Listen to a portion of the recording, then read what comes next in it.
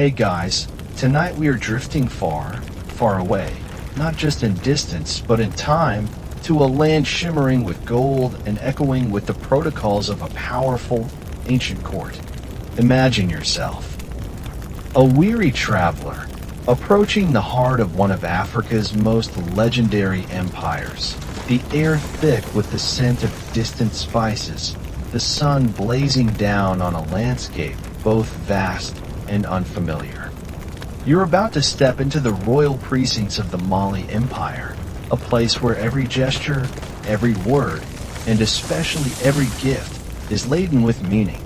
Get it wrong and well, let's just say your carefully planned diplomatic mission or trade venture might end rather more abruptly and uncomfortably than you'd hoped.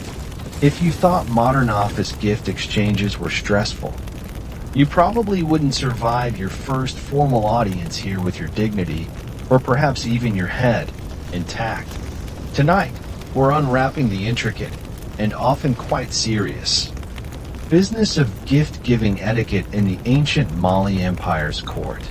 So, before you get comfortable, take a moment to like the video and subscribe, but only if you genuinely enjoy what I do here. And as always, I'd love to know where you're tuning in from and what time it is in your corner of the world, so please do drop a comment below. Now dim the lights. Maybe turn on a fan for that soft background hum, and let's ease into tonight's journey together. You find yourself on a long, dusty caravan route, the sun a relentless orb in the vast Sahelian sky. You've been traveling for weeks, subsisting on dried dates and the dawning realization that your deluxe Sahara travel package might have oversold the deluxe part, your destination. The fabled Mali Empire, a name whispered with awe in the marketplaces of North Africa and beyond, a realm renowned for its staggering wealth and powerful rulers. This isn't just a casual visit. You're an envoy, a merchant, or perhaps a scholar, drawn by tales of gold, learning, and a sophisticated society flourishing deep within West Africa. As you trudge onward, the landscape slowly begins to shift. The endless expanse of sand gives way to savanna grasslands, dotted with acacia trees and the occasional baobab, its silhouette stark against the horizon. You begin to see signs of civilization, more frequent wells, small agricultural plots, and the distant, lowing herds of zebu cattle tended by Fulani herdsmen. The air grows thick with the sounds and smells of life. You hear the rhythmic clang of a distant blacksmith's hammer, the chatter of unfamiliar languages as other travelers join your caravan, the soft padding of camels laden with goods. Soon, you approach a larger settlement, perhaps a provincial capital or a key trading town on the fringes of the empire's heartland. The mud brick architecture, though different from the stone cities you might know, is impressive in its own right. Multi-story buildings with flat roofs, intricately carved wooden doors, and bustling marketplaces overflowing with goods from across the continent and beyond. This is the Mali Empire, which, during its golden age from roughly the 13th to the 16th centuries, was one of the largest and most influential empires in the world, founded by the legendary Sundiata Keita and later brought to global prominence by rulers like Mansa Musa, whose pilgrimage to Mecca, laden with incredible amounts of gold, quite literally put Mali on the medieval map. You can feel the vibrancy, the underlying order, the sheer scale of this powerful entity. It's here. As you begin to interact more formally with the inhabitants and local officials, that you first get a sense that gift-giving is not merely a pleasantry, but a crucial form of communication. A complex language in itself. In a society so deeply structured by hierarchy, lineage, and reciprocal obligations, the offering and acceptance of gifts is a cornerstone of social and political life. It's how respect is shown, loyalty is affirmed, intentions are signaled, and social bonds are forged or reinforced. It's serious business, woven into the very fabric of daily interactions and grand state affairs alike. Historians and anthropologists continue to debate the precise balance between genuine reciprocity and calculated political maneuvering in the gift-giving practices of such empires, questioning how much was heartfelt generosity versus carefully orchestrated displays of power and obligation. But for you, the traveler, the immediate concern is navigating these initial encounters without causing offense. Perhaps your first formal interaction is with a local chief or the governor of a town. Before any substantive discussions can begin, there's an expectation of an offering. You might present a bowl of fine cloth brought from your homeland, a quantity of scarce salt, a commodity as valuable as gold in some parts of the Sahel, or perhaps some fragrant spices. You offer your guide a shiny button you brought from home. He looks at it, then at you, then back at the button, with an expression that suggests he's unsure if it's a priceless artifact or something you found under a camel. Awkward. In return, you might receive a gourd of fresh milk, a live chicken, or, very significantly, a handful of cola nuts. The sharing of cola nuts, with their bitter taste and stimulating properties, was, and in many parts of West Africa still is, a profound gesture of hospitality, trust, and social bonding. Accepting and chewing a piece of cola nut offered by your host is an essential step in establishing a rapport, a preliminary ritual before more significant gifts or matters are discussed. It's a small thing, perhaps, but in this context, deeply meaningful, a quirky, yet vital, piece of social currency.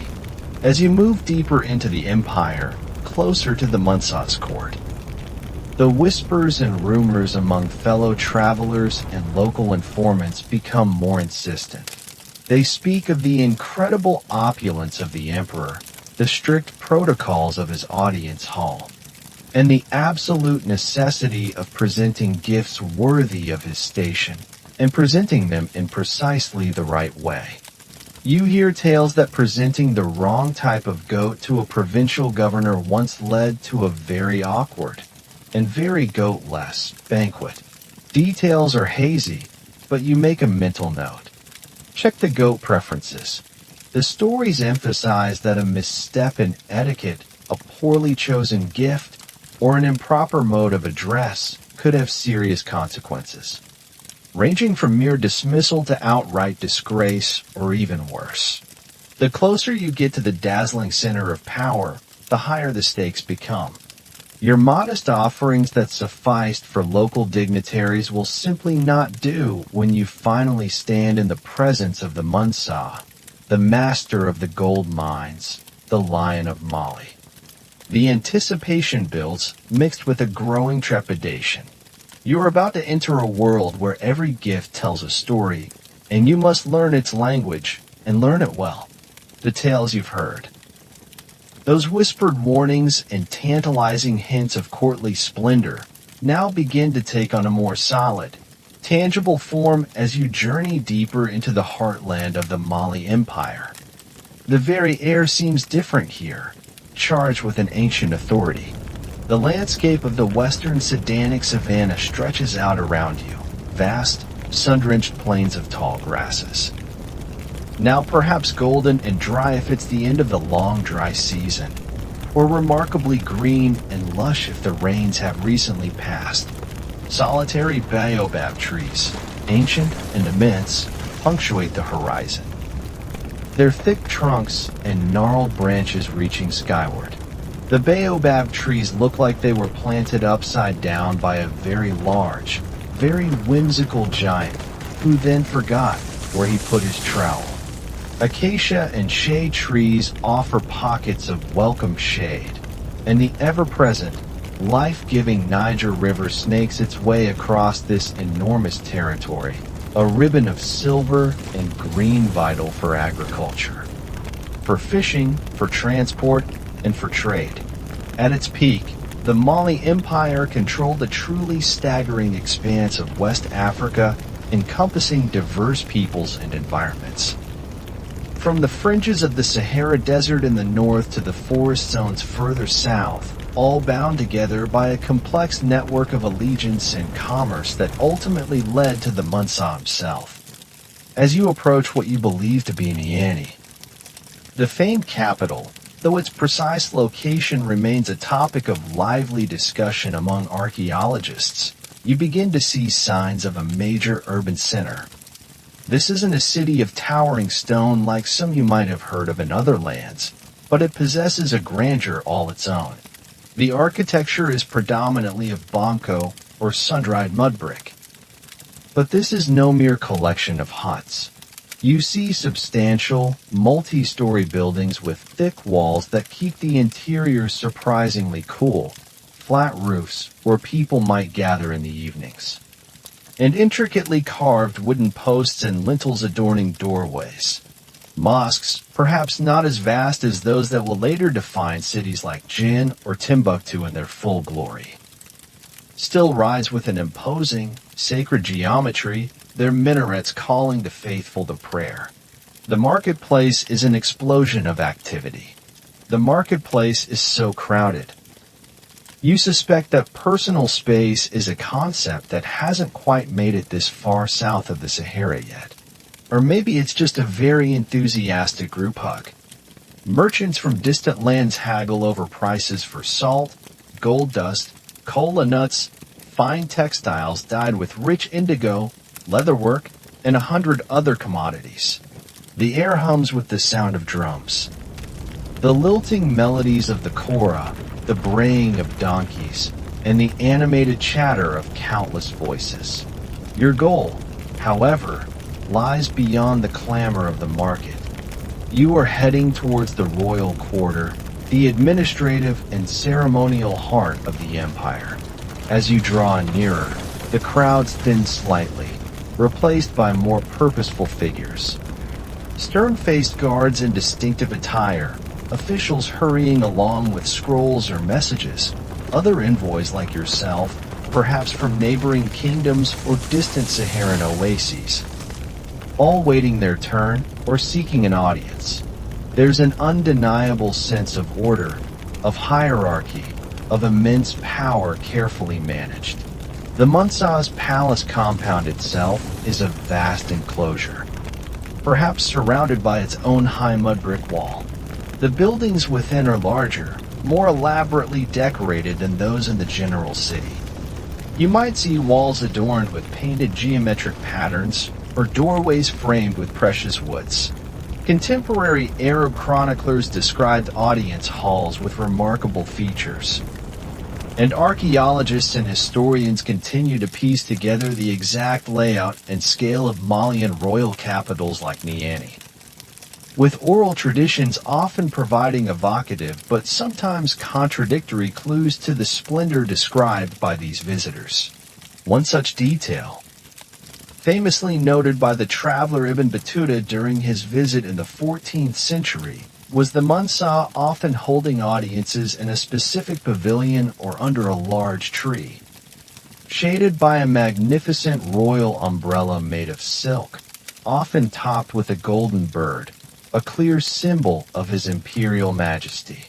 It's these small but significant details that would have instantly communicated the status and unique customs of the Malian court to any newcomer. The atmosphere within these royal precincts is palpable. It's not just the physical size of the buildings, but the weight of tradition, the unspoken rules, the constant awareness of proximity to immense authority. Courtiers and officials move with a practiced dignity, their robes of fine cotton, often dyed a deep, rich indigo or other vibrant hues, rustling softly. You might see touches of gold, a finely wrought earring, a bracelet, threads woven into a headdress, subtle indicators of wealth and status. Though the true treasury of Mali's gold is something you've only heard legends about thus far, there's a hushed expectancy among those waiting, a shared understanding that they are in a place where fortunes can be made or lost, where a single word from the Munsa can elevate or crush. The guards at the palace entrance look so stern and imposing, you briefly consider offering them one of your remaining shiny buttons as a preemptive peace offering. Then you remember the goat's story and decide against it. You take a deep breath, the air filled with a mixture of dust, the faint scent of wood smoke from cooking fires. Perhaps exotic perfumes worn by the wealthier courtiers, and an underlying earthy aroma that is uniquely African. This is the majestic setting of the Malian court, a place of power, protocol. And as you are about to learn, incredibly specific rules about the giving and receiving of gifts. Having absorbed the sights and sounds of this grand Malian capital, having felt the palpable aura of power emanating from the royal quarter, you now begin to truly appreciate that those initial, seemingly simple gift exchanges you navigated on your journey were merely a prelude. Here, in the shadow of the Munsa's authority, the giving and receiving of gifts transcends mere politeness or casual generosity. It is a fundamental language, a complex and deeply ingrained system that underpins the very structure of Malian society, from the humblest village to the most opulent chambers of the imperial court. Understanding why these offerings mattered so profoundly is key to understanding the empire itself. At its most basic level, gift-giving in ancient Mali, much like in many traditional societies across the globe, served as a powerful social adhesive. Think of it as superglue for society, but instead of sticky fingers, you got reciprocal obligations. And probably still some sticky fingers if honey was involved as part of the gift. These exchanges weren't primarily about economic transactions in the modern sense. Rather, they were about creating, affirming, and nurturing relationships.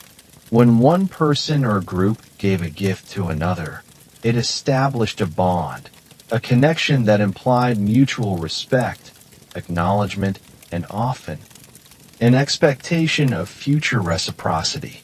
This principle, which anthropologists sometimes refer to as the spirit of the gift, meant that an offering was rarely just an object. It carried something of the giver, an extension of their goodwill, their status, or their intent. Accepting a gift meant accepting this connection and the unwritten rules that came with it.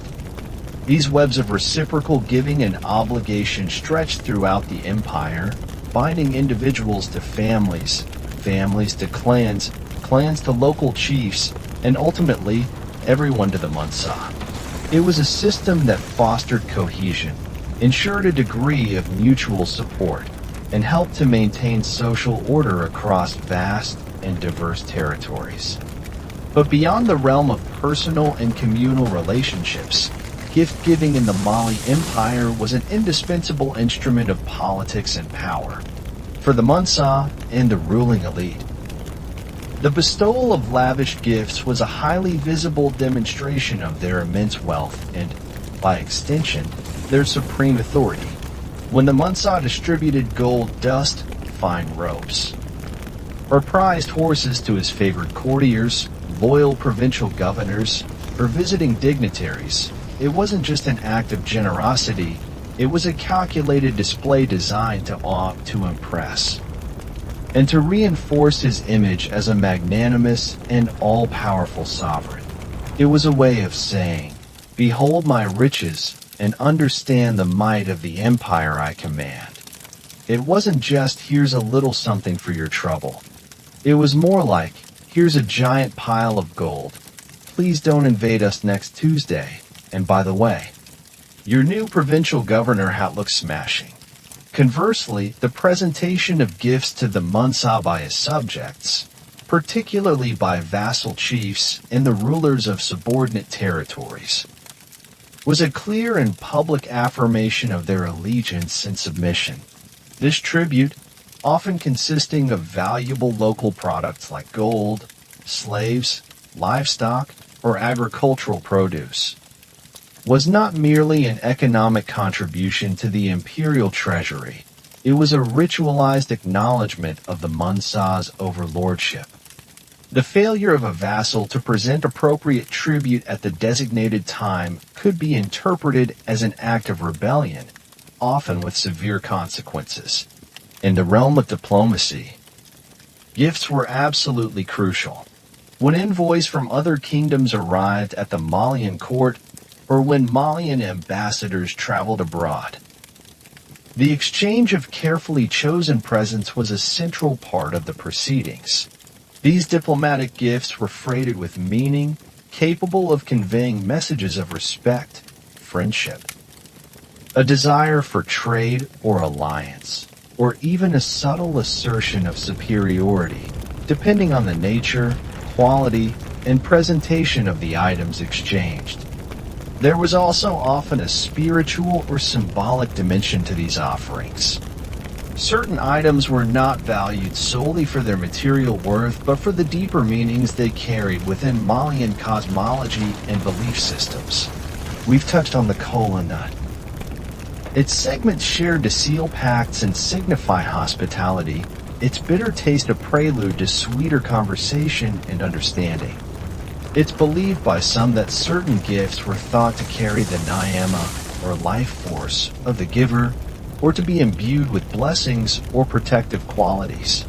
A particular type of amulet, a rare animal pelt, or even a specially crafted weapon presented as a gift might be seen as transferring not just ownership, but also some of the spiritual power associated with that object or its original owner. Conversely, the improper handling or outright refusal of a gift, especially one offered with due ceremony, could be seen as a grave insult, potentially disrupting spiritual harmony or even inviting misfortune. Refusing a gift improperly was the ancient equivalent of leaving someone on read after they've sent you a heartfelt 3-page email. Social suicide, with potentially more immediate consequences. Socioeconomic historians continue to analyze the degree to which the Malian gift economy functioned as a sophisticated system of wealth redistribution and resource management, versus a primarily symbolic system for reinforcing social and political hierarchies. The truth likely lies in a complex interplay of both, because these gifts were so densely packed with social, political, and spiritual significance. The manner in which they were given and received was of paramount importance. This wasn't a casual affair. There existed a complex, largely unwritten but universally understood, code of conduct, an etiquette so intricate that successfully navigating it was a skill in itself, particularly for outsiders like yourself. The value of a gift had to be carefully calibrated to reflect the relative statuses of the giver and the receiver, as well as the nature of their relationship and the specific occasion. A gift that was too meager could be seen as an insult. One that was excessively lavish might be interpreted as an audacious display of presumption, or an attempt to create an uncomfortably large obligation. The timing of the gift, the words spoken during its presentation, the posture and demeanor of both parties, all these elements were meticulously observed and carried weight. Many of these exchanges, especially at the higher echelons of society, were public performances witnessed by courtiers and officials, where reputations could be enhanced or diminished by the grace, generosity, or perceived appropriateness of the transaction. As you prepare to engage more deeply with this world, you begin to understand that every interaction involving an offering, no matter how small, is a delicate dance, a test of your awareness, respect, and understanding of the profound ways in which gifts bind together the mighty empire of Mali. Now that you've begun to appreciate the profound layers of meaning woven into every act of giving and receiving within the Mali Empire, Let's zoom in from the grand pronouncements of state and diplomacy to the more intimate, everyday exchanges that formed the bedrock of this gift-centric society. Before any offering could reach the dizzying heights of the Munsah's court, it often began its journey much lower down the social ladder. In the villages and farming communities where the vast majority of Mali's population lived and worked, understanding how ordinary folk presented their gifts to local chiefs or royal officials is essential. Because these smaller currents of reciprocity all flowed into the great river of imperial power and prestige. The Mali Empire, like most large states of its time, was a decidedly hierarchical society. At the apex, of course, was the Munsah, the supreme ruler.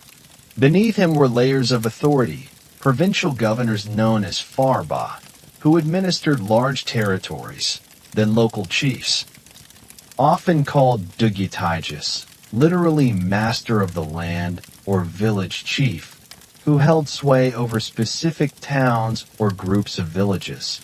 And finally, individual village heads or lineage elders who represented their communities.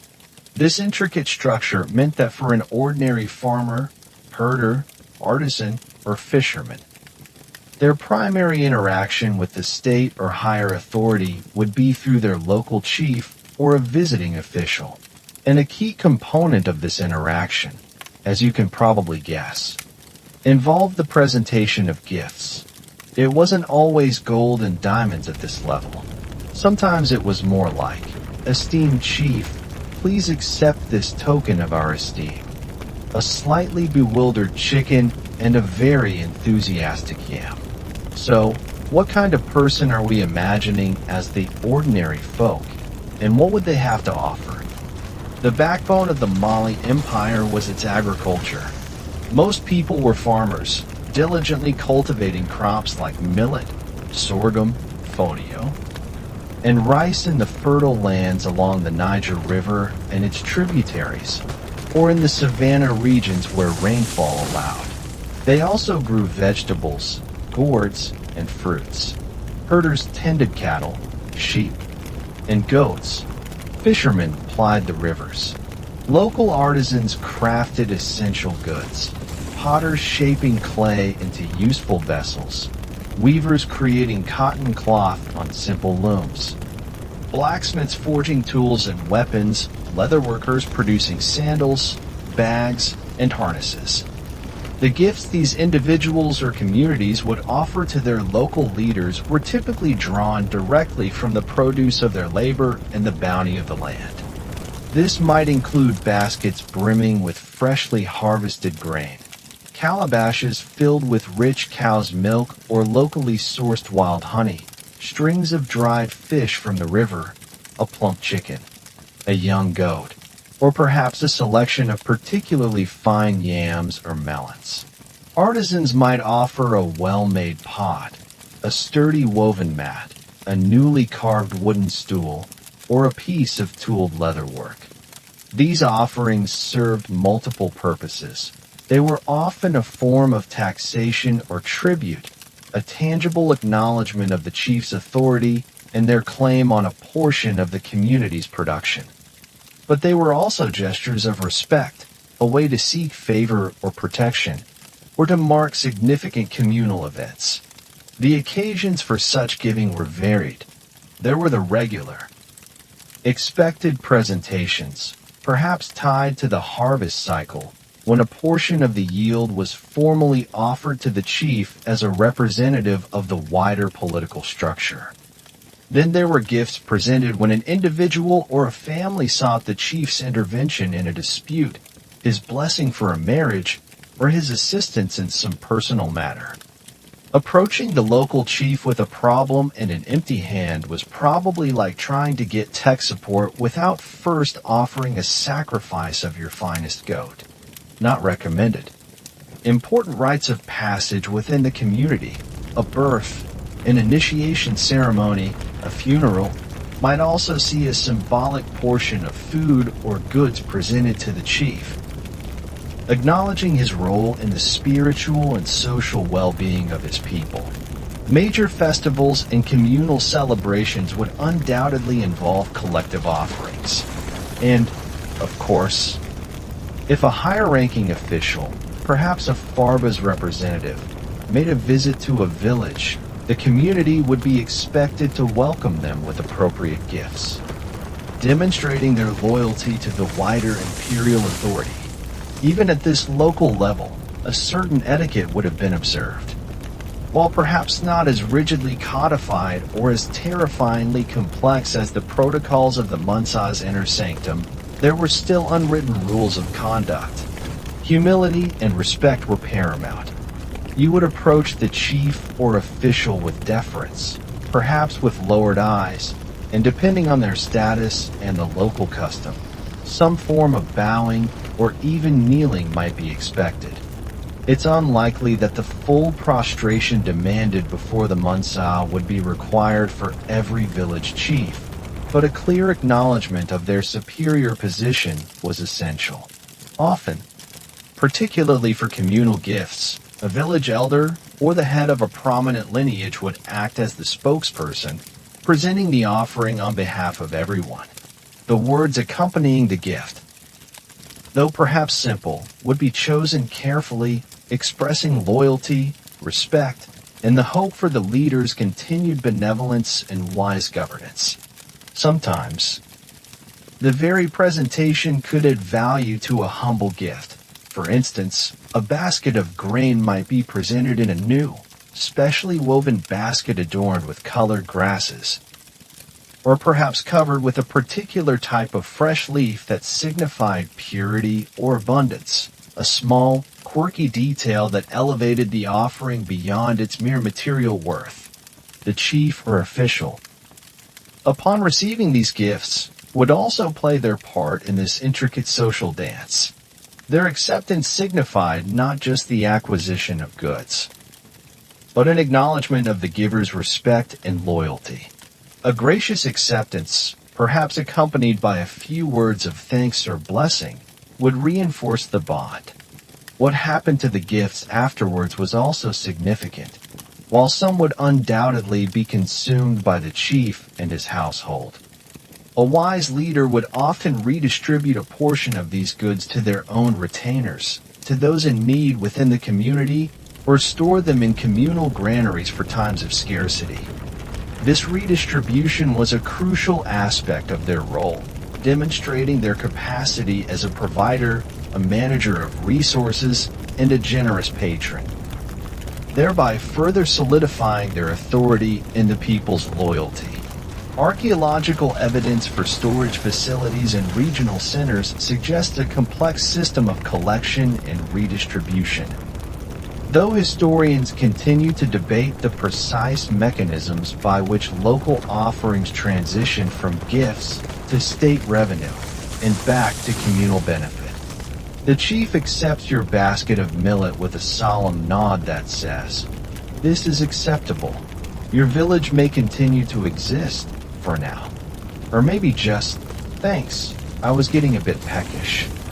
As you witness these exchanges, surrounded by the earthy smells of village life, the sounds of children playing, and the sight of everyday toil and simple craftsmanship, you gain a deeper understanding of how the Mali Empire functioned from the ground up, built upon countless threads of obligation and generosity, all expressed through the timeless language of the gift. Having witnessed the humble, yet deeply significant, offerings of ordinary villagers to their local chiefs, you now find yourself ascending the intricate social ladder of the Mali Empire. The stakes get higher, the gifts grander, and the unspoken messages more potent as we turn our attention to the powerful nobles, the provincial governors, and the military elite. These were the men who wielded considerable authority in their own right, governing vast territories, commanding armies, or holding influential positions at the heart of the empire. Their relationship with the Munsa was a delicate balance of loyalty, obligation, and sometimes, you can imagine, a healthy dose of ambition and perhaps even a touch of fear. And when these powerful figures came before their supreme ruler, they certainly didn't come empty-handed. Their gifts were expected to be treasures, reflections of their status and the wealth of the lands they administered on the Munsah's behalf.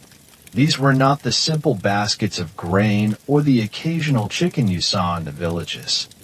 When a noble or a farba, a provincial governor, approached the Munsah's court to pay homage or seek an audience, their offerings were on an entirely different scale.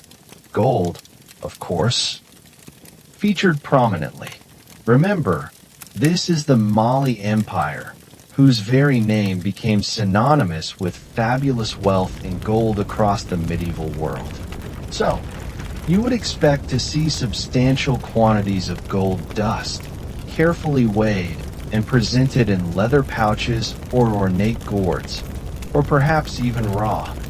Glittering nuggets unearthed from the rich mines of Bambuk or Beret. This wasn't just a display of personal wealth. It was a tangible remittance of the empire's primary resource to its ultimate custodian, a clear signal of the noble's efficient management and unwavering loyalty. It was the ultimate keeping up with the Joneses, Mali Empire edition. Oh, Duke Bakery only brought 1,000 head of cattle? How quaint. My gift includes a solid gold baobab tree and 3 slightly bewildered giraffes. Beyond gold, other forms of immense value were presented. Slaves, often captives taken in regional conflicts or acquired through the extensive trans-Saharan trade networks, were a significant form of wealth and a common component of tribute or noble gifts. These individuals would become part of the royal household, serve in the army, or be put to work on royal estates, their labor contributing directly to the Munsah's power. Prize livestock also made impressive offerings. Imagine a procession of magnificent, longhorn cattle, herds of plump sheep or goats, or, particularly valued, fine horses. Horses were crucial for the Malian cavalry, a key element of its military might, and a gift of strong, well-bred steeds from a region known for its equestrian prowess would have been highly esteemed. Camels, the indispensable ships of the desert that facilitated the trans-Saharan trade, would also have been valuable presents. The Mali Empire sat astride some of the most important trans-Saharan trade routes, which brought a river of goods flowing south from North Africa, the Middle East, and even Europe. In exchange for West African gold, slaves, and other commodities, nobles and governors whose territories encompassed these lucrative routes, or who managed important trading cities like Timbuktu, Jin, or Gao would have access to exotic imported goods, which naturally made their way into the gift calculus. Think bolts of luxurious textiles, silks, brocades, fine woolens from distant lands, elaborate metalwork, perhaps intricately worked daggers or ceremonial vessels, rare spices, perfumes, or even unusual manufactured items that would delight the royal court. Sometimes, a gift might be of a more martial nature, such as a contingent of well-equipped warriors pledged to the Munsah's service, or a collection of high-quality lances, shields, and other weaponry, symbolizing the noble's commitment to the empire's defense. The occasions for such grand presentations were numerous and significant. Provincial governors, the Farba, were typically expected to travel to the capital annually or at other set intervals to render their accounts and present their tribute to the Munsah. This was a crucial ritual reaffirming their subordination and the flow of resources to the imperial center. When a noble was newly appointed to a significant position, or had their existing authority reconfirmed by the Munsah, a substantial gift would be an essential part of the investiture process, a tangible expression of gratitude and fealty. If a noble had, shall we say, blotted their copybook, perhaps through some misjudgment, a failure in their duties, or a whisper of disloyalty reaching the Munsah's ears. A particularly lavish and carefully chosen gift might be offered in an attempt to regain royal favor or seek forgiveness. Major royal ceremonies and important religious festivals, such as the Eid celebrations following Ramadan, would also see an influx of nobles to the court, each bearing appropriate offerings to honor their sovereign and participate in the state's grand rituals. And, of course, following a successful military campaign led by one of the Munsah's generals or a loyal Farba, the presentation of the spoils of war, captives, livestock, precious goods seized from the enemy, would be a triumphant and highly valued offering. This was high-stakes gift-giving, a complex political game played out through the medium of material wealth and symbolic offerings. There was often an element of competitive giving among the nobles, each vying to impress the Munsah with the scale and splendor of their presence, hoping to gain his attention, secure his favor, and perhaps enhance their own standing and influence at court. The Munsah and his closest advisors, you can be sure, would have meticulously scrutinized these gifts. The quality and quantity of a noble's offering could be interpreted as a direct reflection of their loyalty, their administrative competence, and the prosperity, or otherwise, of the region under their control. A gift that was perceived as too meager or of inferior quality might raise suspicions about the noble's allegiance or their ability to govern effectively. Presenting the Munsah with a less-than-stellar tribute was probably met with a royal eyebrow arch so powerful it could curdle milk at 50 paces, and possibly reassign you to inspector of distant desert oases. Historians debate the extent to which the Munsah's court actively used the expected value of noble tribute as a sophisticated intelligence-gathering tool, gauging the prosperity and potential restlessness of various provinces based on the offerings received. While we'll delve into the intricate rituals of the royal audience later, you can already imagine that the presentation of these treasures was no casual affair. These weren't just discreetly handed over in a quiet room. Often, such valuable gifts would be part of a grand procession, carried by a retinue of the noble's attendants, perhaps even paraded through a section of the city or a large courtyard before the palace for all to see. This public display served multiple purposes. It showcased the noble's wealth and importance. It visually reinforced the Munsah's vast reach and the tribute flowing to him from all corners of the empire, and it added to the overall spectacle and grandeur of the imperial court. Each item, whether a sack of gold dust, a string of fine horses, or a bolt of shimmering silk, was a silent testament to the power structures that held the Mali Empire together, a glittering thread in the vast, complex tapestry of its political and social life. Having just contemplated the immense treasures and symbolic offerings that flowed towards the Munsah from his powerful nobles and provincial governors, you might be wondering if this was purely a one-way street, a system designed solely to enrich the imperial center. But the intricate dance of gift-giving in the Mali Empire was far more nuanced than that. The Munsah was not just a recipient of magnificent presents, he was also the ultimate dispenser of largesse, the fountainhead from which flowed favors, wealth, and recognition. His ability and willingness to give generously were just as crucial to his power and prestige as the tribute he received. It was a fundamental expectation of great rulership, a tradition of royal patronage that helped to oil the complex machinery of the empire. This concept of royal largesse was a cornerstone of kingship in many pre-modern societies, and Mali was no exception.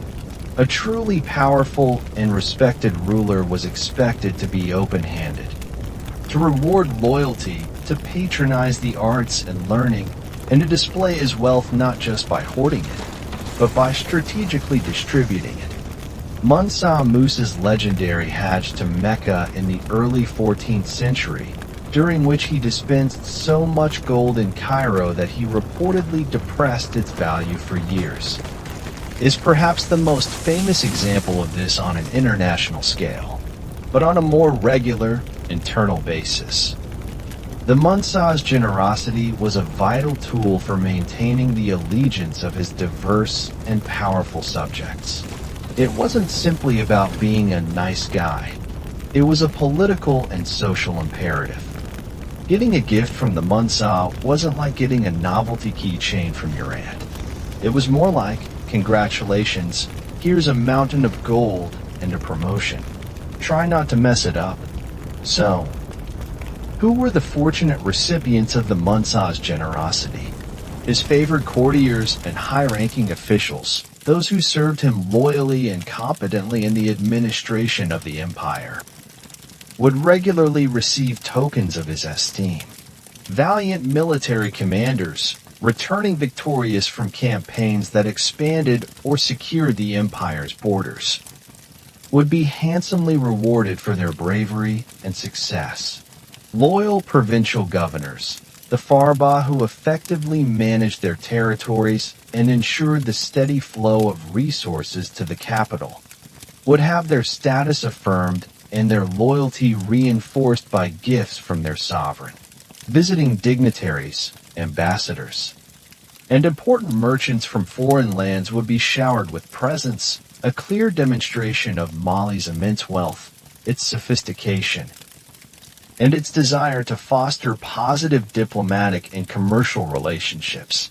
Griots, the esteemed oral historians, praise singers, and musicians who preserve the empire's history, genealogies, and extol the Musa's virtues, were also important recipients of royal patronage.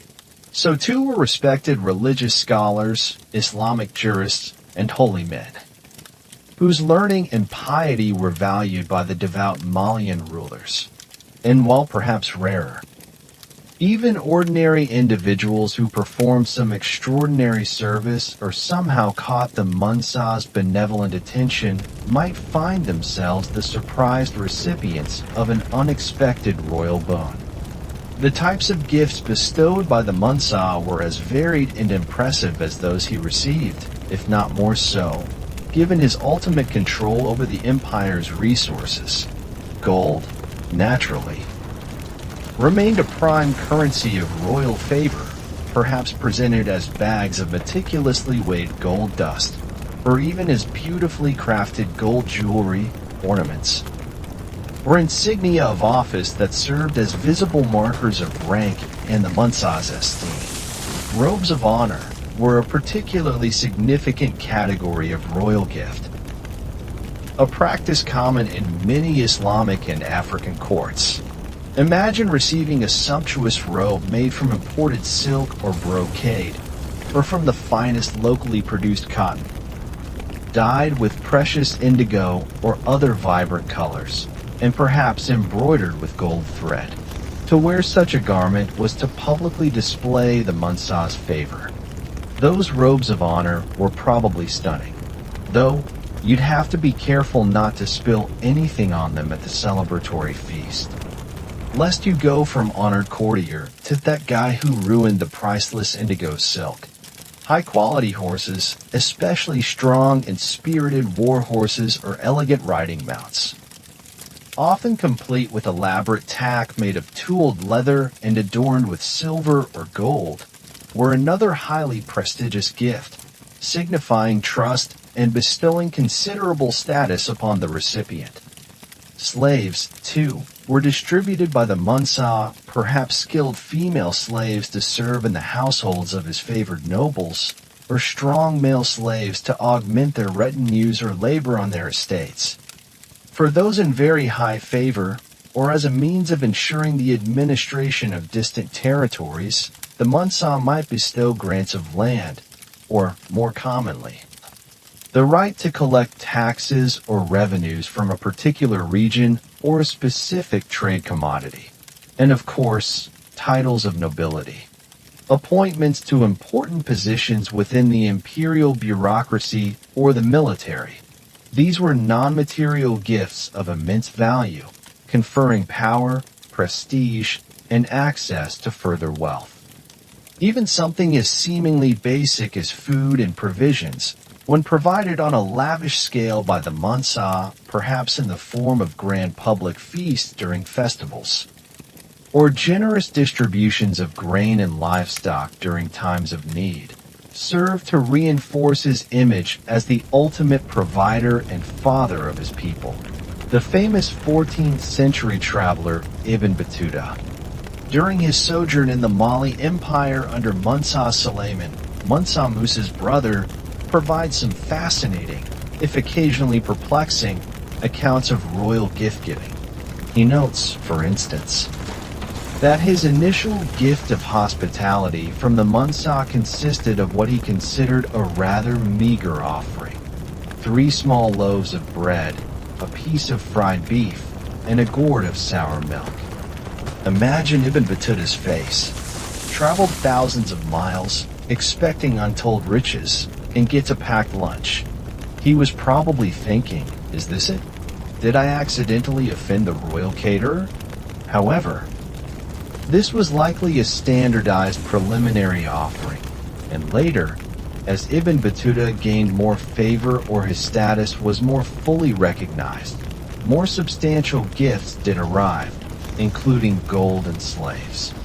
This illustrates that there were likely layers and protocols to the Munsa's generosity, perhaps even initial tests of a visitor's patience or humility. Receiving a gift from the Munsa, especially a significant one, was almost certainly a public or semi-public event imbued with ceremony. The act of bestowal itself, witnessed by the court, served to elevate the recipient in the eyes of their peers, visibly marking them as someone in the sovereign's favor. These gifts were far more than mere payments or trinkets. They were potent symbols of trust, approval, and inclusion. They reinforced the intricate web of personal loyalty and obligation that bound the ruling class to the Munsa, ensuring the cohesion and stability of the vast empire. Scholars continue to analyze the accounts of royal gift-giving, like those from Ibn Battuta, to discern the intricate balance between the Munsa's personal volition in selecting gifts and the established courtly protocols that likely dictated the nature and scale of appropriate royal largesse for different individuals and occasions.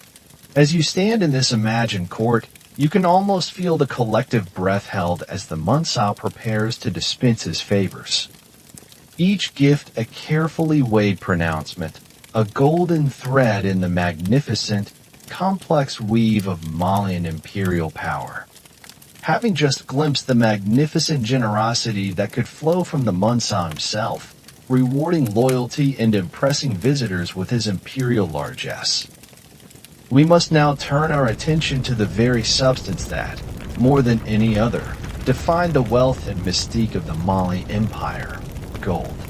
While fine robes, prized horses, and loyal slaves were all valuable tokens in the complex calculus of gift-giving, it was gold that truly carried the ultimate weight, both literally and symbolically.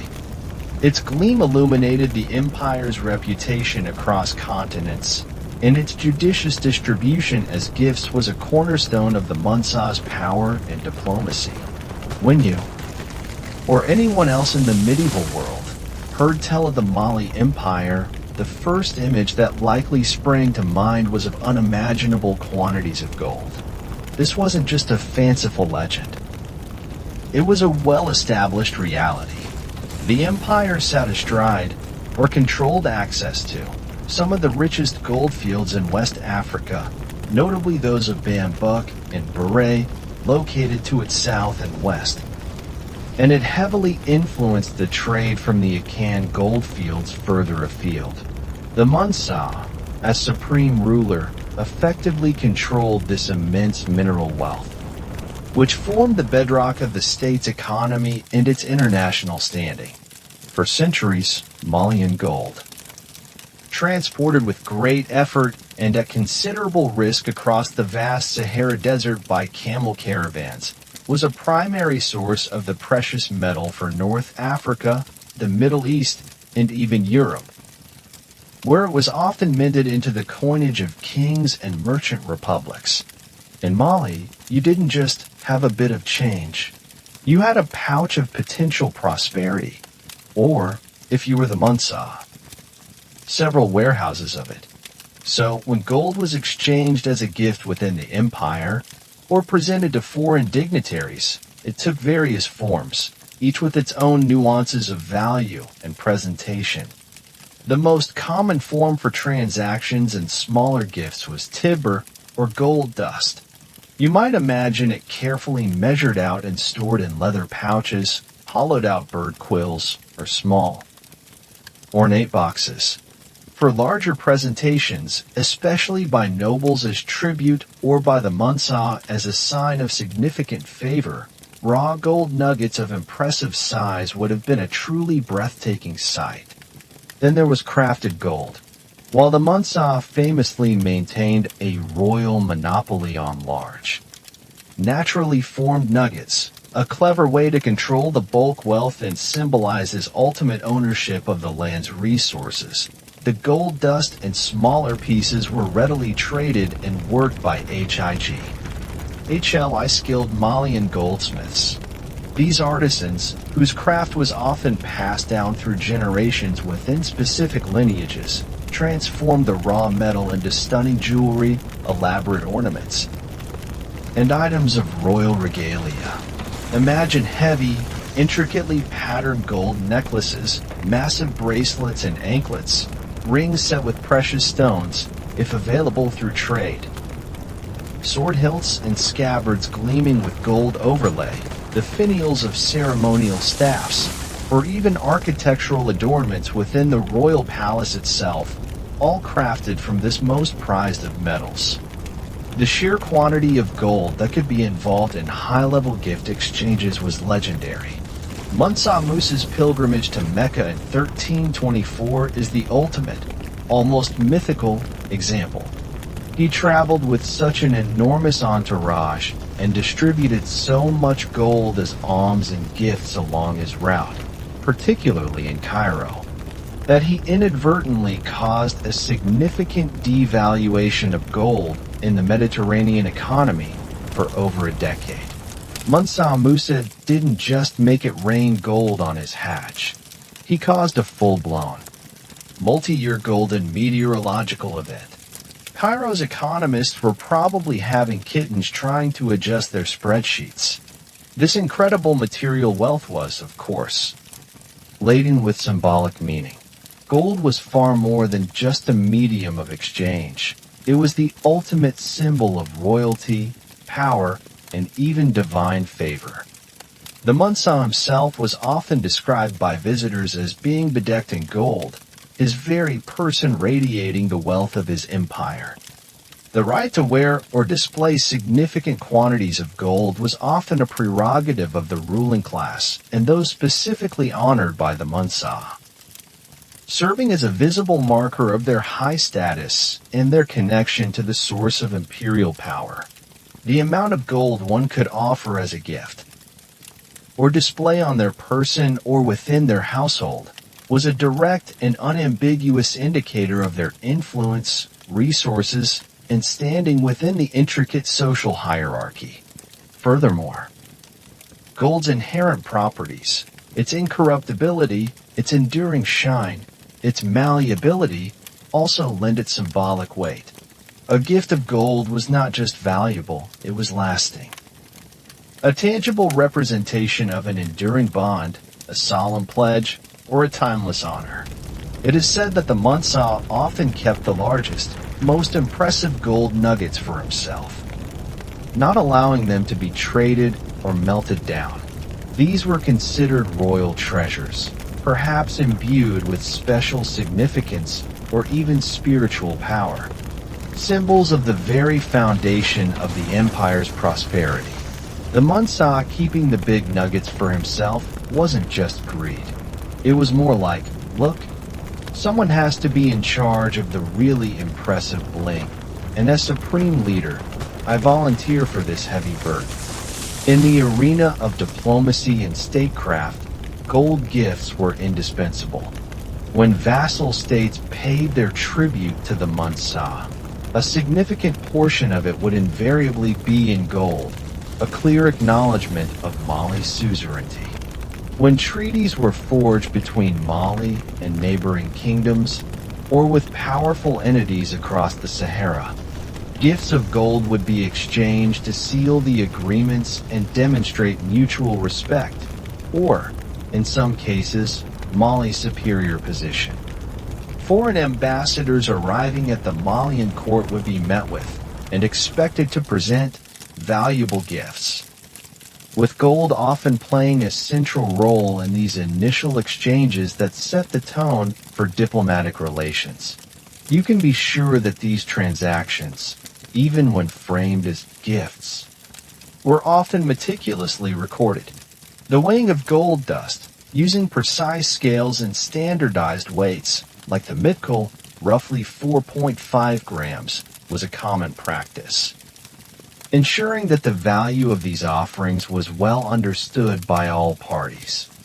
Archaeometallurgists and economic historians continue to investigate the scale of Malian gold production and the precise routes and mechanisms by which it was distributed, with some scholars suggesting that oral traditions might overstate certain figures, while others argue contemporary Arab accounts might have underestimated the true output.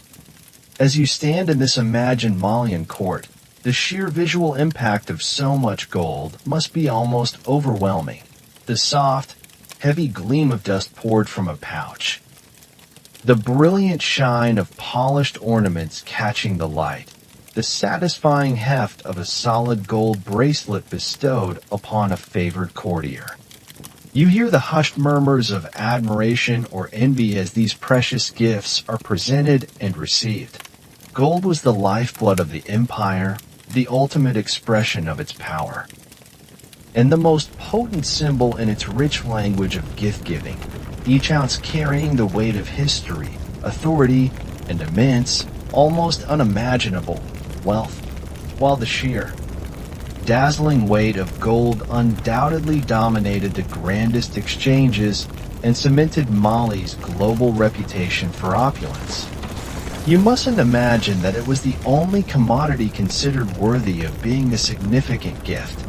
The empire's vast trade networks, stretching across the Sahara to North Africa and south into the forest zones, brought a rich diversity of other valuable goods into its orbit, many of which played crucial roles in the intricate ballet of gift-giving, each with its own story, its own symbolic resonance, and its own place in the hierarchy of desirable offerings.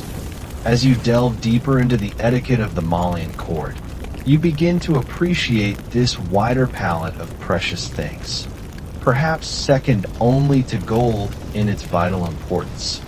Though far less glamorous, was salt. Forget your fancy Himalayan pink salt. In Mali, a good, solid slab of desert rock salt was the kind of gift that said, I value you, and I also really hope your food isn't bland for the next 6 months. In the hot climate of West Africa, salt was, and is, essential for human and animal health, crucial for preserving food, and a highly sought-after seasoning. For many communities within the Mali Empire, particularly those situated far from the desert salt mines like Tagaza in the deep Sahara, salt was an incredibly precious commodity, sometimes literally traded for its weight in gold. The control of the trans-Saharan trade routes, through which these heavy slabs of white gold were laboriously transported south by camel caravan, was a major source of Mali's economic and political power. Therefore, a gift of salt, especially a substantial quantity, presented by a Saharan trading partner to a Malian official, or by a noble from a northern province to the Munsa, or even by the Munsah himself to a favored chief in a salt-deficient southern region, would have been a highly practical, deeply appreciated, and politically astute offering. It represented not just material wealth, but control over vital resources and trade arteries. Then there were the kola nuts, those unassuming, reddish or whitish nuts that you might have first encountered as a simple gesture of hospitality. Their significance, however, went far beyond a mere welcome. Grown in the forested regions to the south of Mali's core territory, kola nuts were another key item of long-distance trade. Prized throughout West Africa for their mildly stimulating properties, a bit like a strong cup of coffee or tea, thanks to their caffeine content. Kola nuts, the original energy drink and social contract rolled into one. Chew on this, be my friend, and let's try not to fall asleep during this very important 3-hour negotiation about goat pastures. But more than just a pick-me-up, kola nuts were imbued with profound social and ritual importance. They were used to seal agreements, to open important discussions, to honor guests, and in various ceremonies from naming rights to funerals. The presentation of kola nuts as part of a larger gift, or as a standalone offering, was a vital act of social lubrication, a way of fostering goodwill and demonstrating respect for custom. There were even nuances in their presentation. Different colors of kola nuts, for instance, might have held slightly different symbolic weights or been preferred for particular types of occasions or recipients.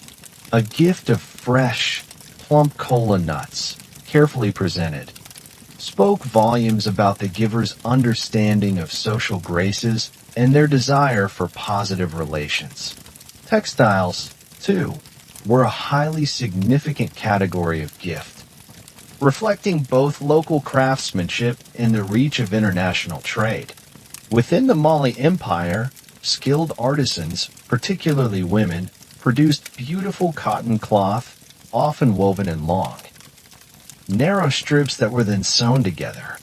This cloth could be left plain or dyed with intricate patterns using natural vegetable dyes with deep, rich indigo being particularly prized and often associated with wealth and status. A gift of locally produced fine cotton, perhaps a complete set of robes or a number of valuable bolts of cloth, would be a generous and respected offering. But even more prestigious were the luxury textiles imported from afar via the trans-Saharan caravans. Imagine bolts of shimmering silk from the east, rich brocades from North African workshops, or fine woolen cloths from Europe, all finding their way, after months or even years of travel, into the treasuries and marketplaces of Mali. Receiving a bolt of imported silk was probably the medieval Malian equivalent of getting the latest iPhone. You definitely want to show it off, but also be terrified of spilling anything on it. These exotic fabrics, with their vibrant colors, complex weaves, and the sheer romance of their distant origins, were prime candidates for high-status gifts bestowed by the Munsah as robes of honor, or presented by wealthy merchants and nobles seeking to impress. Beyond these major categories, a host of other items could feature in gift exchanges, their value depending on rarity, utility, or symbolic meaning. Certain spices carried across the desert would have been prized for flavoring food or for their medicinal properties. Perfumes and incense from Arabia added a touch of exotic luxury. Copper, less valuable than gold, but still a significant trade item and essential for metalworking, might be given in the form of ingots or crafted items. Intricately patterned glass beads, also an import, were valued for adornment, and for the literate and learned elite, especially in cosmopolitan centers of Islamic scholarship like Timbuktu.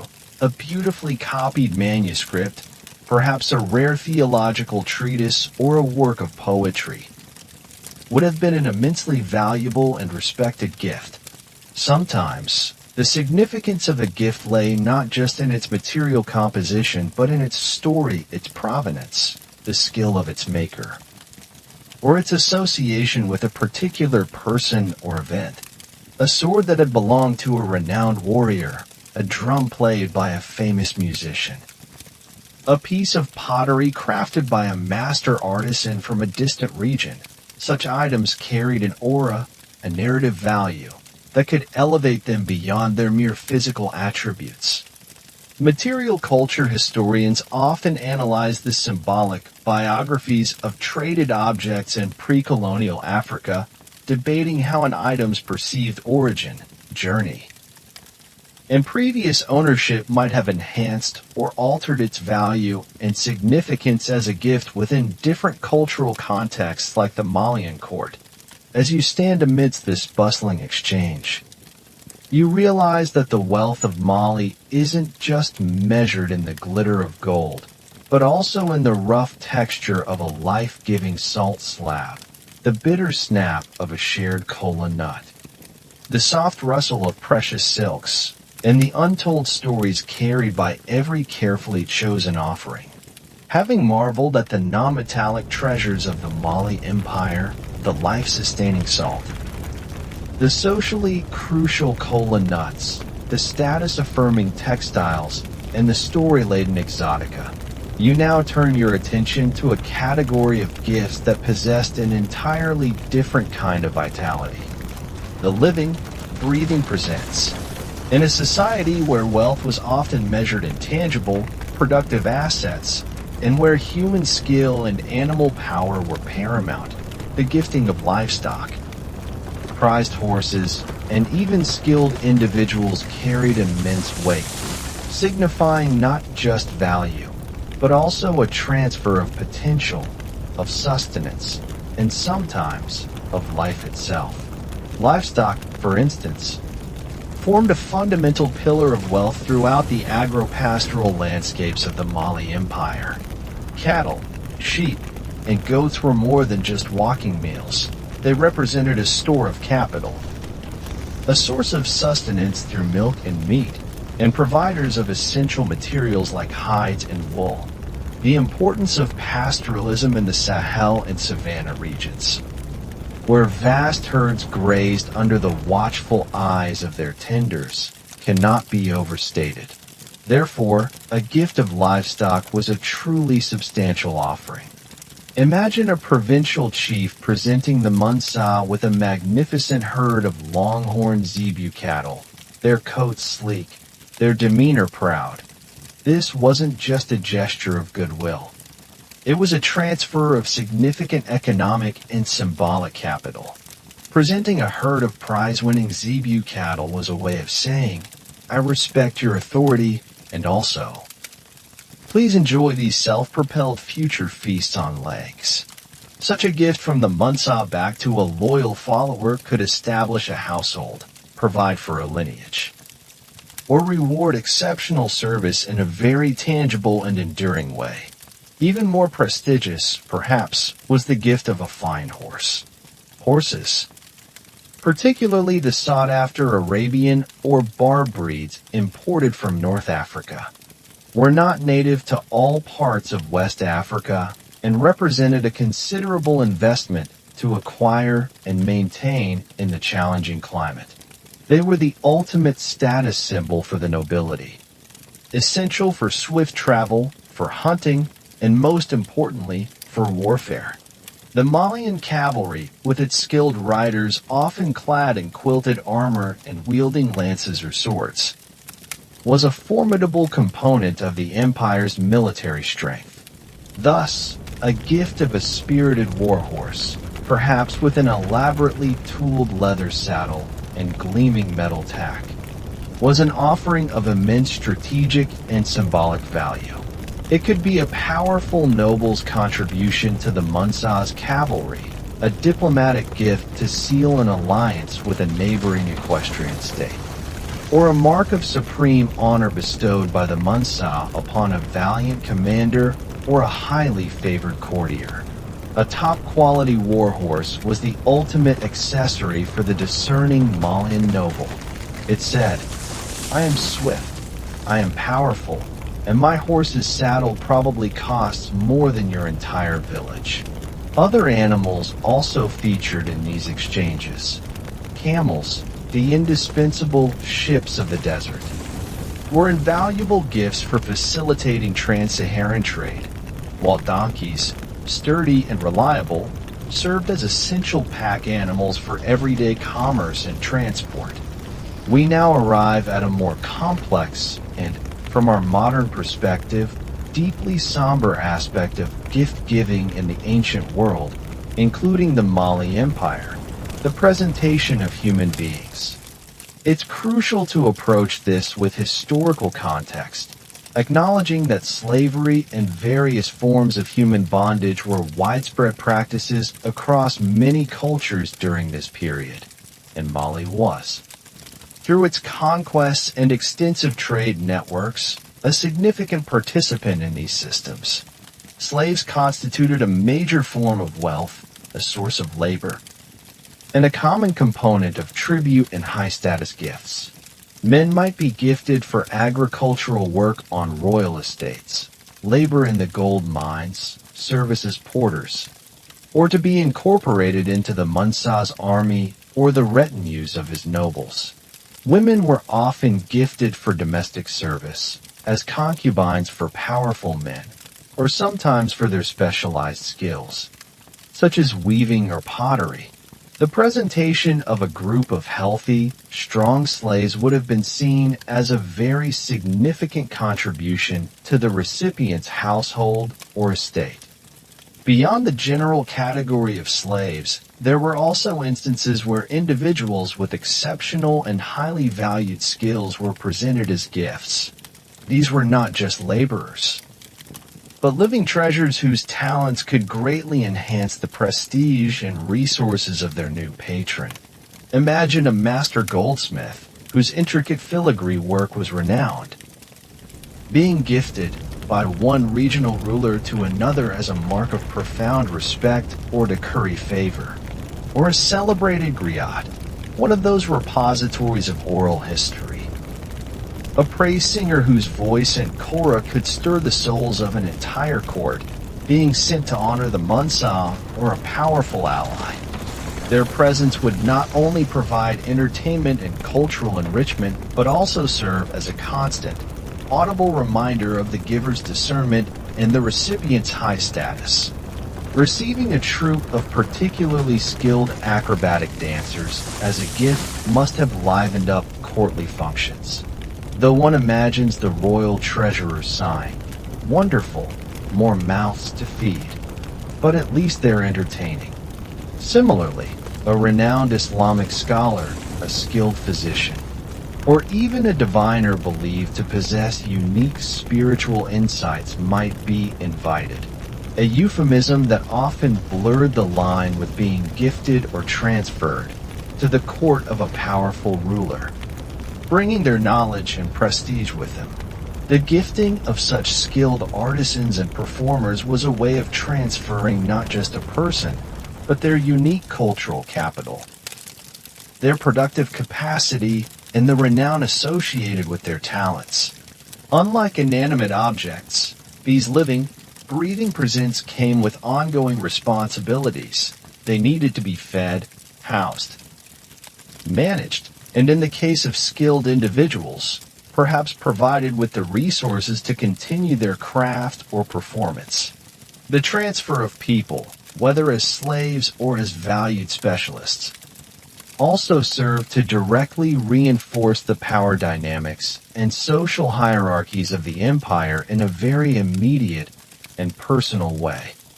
Ethnohistorians and scholars of slavery continue to examine the nuanced distinctions, if any, between individuals gifted as part of diplomatic exchanges or tribute, and those captured or traded explicitly as slaves, in terms of their subsequent status, rights, and lived experiences within the Malian socio-political structure. As you ponder these complex exchanges, you hear the imagined lowing of cattle, the proud whinny of a gifted stallion, perhaps the distant, haunting melody of a kora played by a griot whose life path has been redirected by the will of a powerful patron. These living gifts added yet another layer of depth and complexity to the rich tapestry of Mali's gift-giving traditions. Having explored the astonishing variety and profound significance of the gifts themselves, from the glittering allure of gold and the life-sustaining necessity of salt to the vibrant social currency of kola nuts, rich textiles, and even the living, breathing presence of livestock, horses, and skilled individuals, you now stand at the precipice of the most crucial part of the exchange, the actual presentation. It's one thing to have procured a magnificent offering. It's quite another to deliver it correctly within the highly ritualized and fiercely hierarchical environment of the Munsa's court, or even before a powerful provincial governor. This is where the true art of etiquette comes into play, where every movement, every word, and every carefully observed protocol could mean the difference between favor and faux population. You quickly learn that in a court as grand and as conscious of its own majesty as that of the Mali Empire, simply possessing a valuable gift grants you no automatic right of access or casual presentation. The approach itself is a meticulously choreographed performance, designed to affirm the supreme authority of the ruler and the humble deference of the giver. Before you even dream of laying your meticulously chosen presents at the feet of a high official, let alone the Munsa, you must first navigate the intricate process of seeking and being granted an audience. You couldn't just pop by the palace with a "Hey, got a little something for you." Getting an audience with the Munsa wasn't like booking a table at your favorite restaurant. It was more like trying to get tickets to the hottest show in the universe, possibly with a multi-year waiting list. Bring snacks. This process often involved petitioning through a series of intermediaries, court chamberlains, ushers, or influential officials who acted as gatekeepers to the royal presence.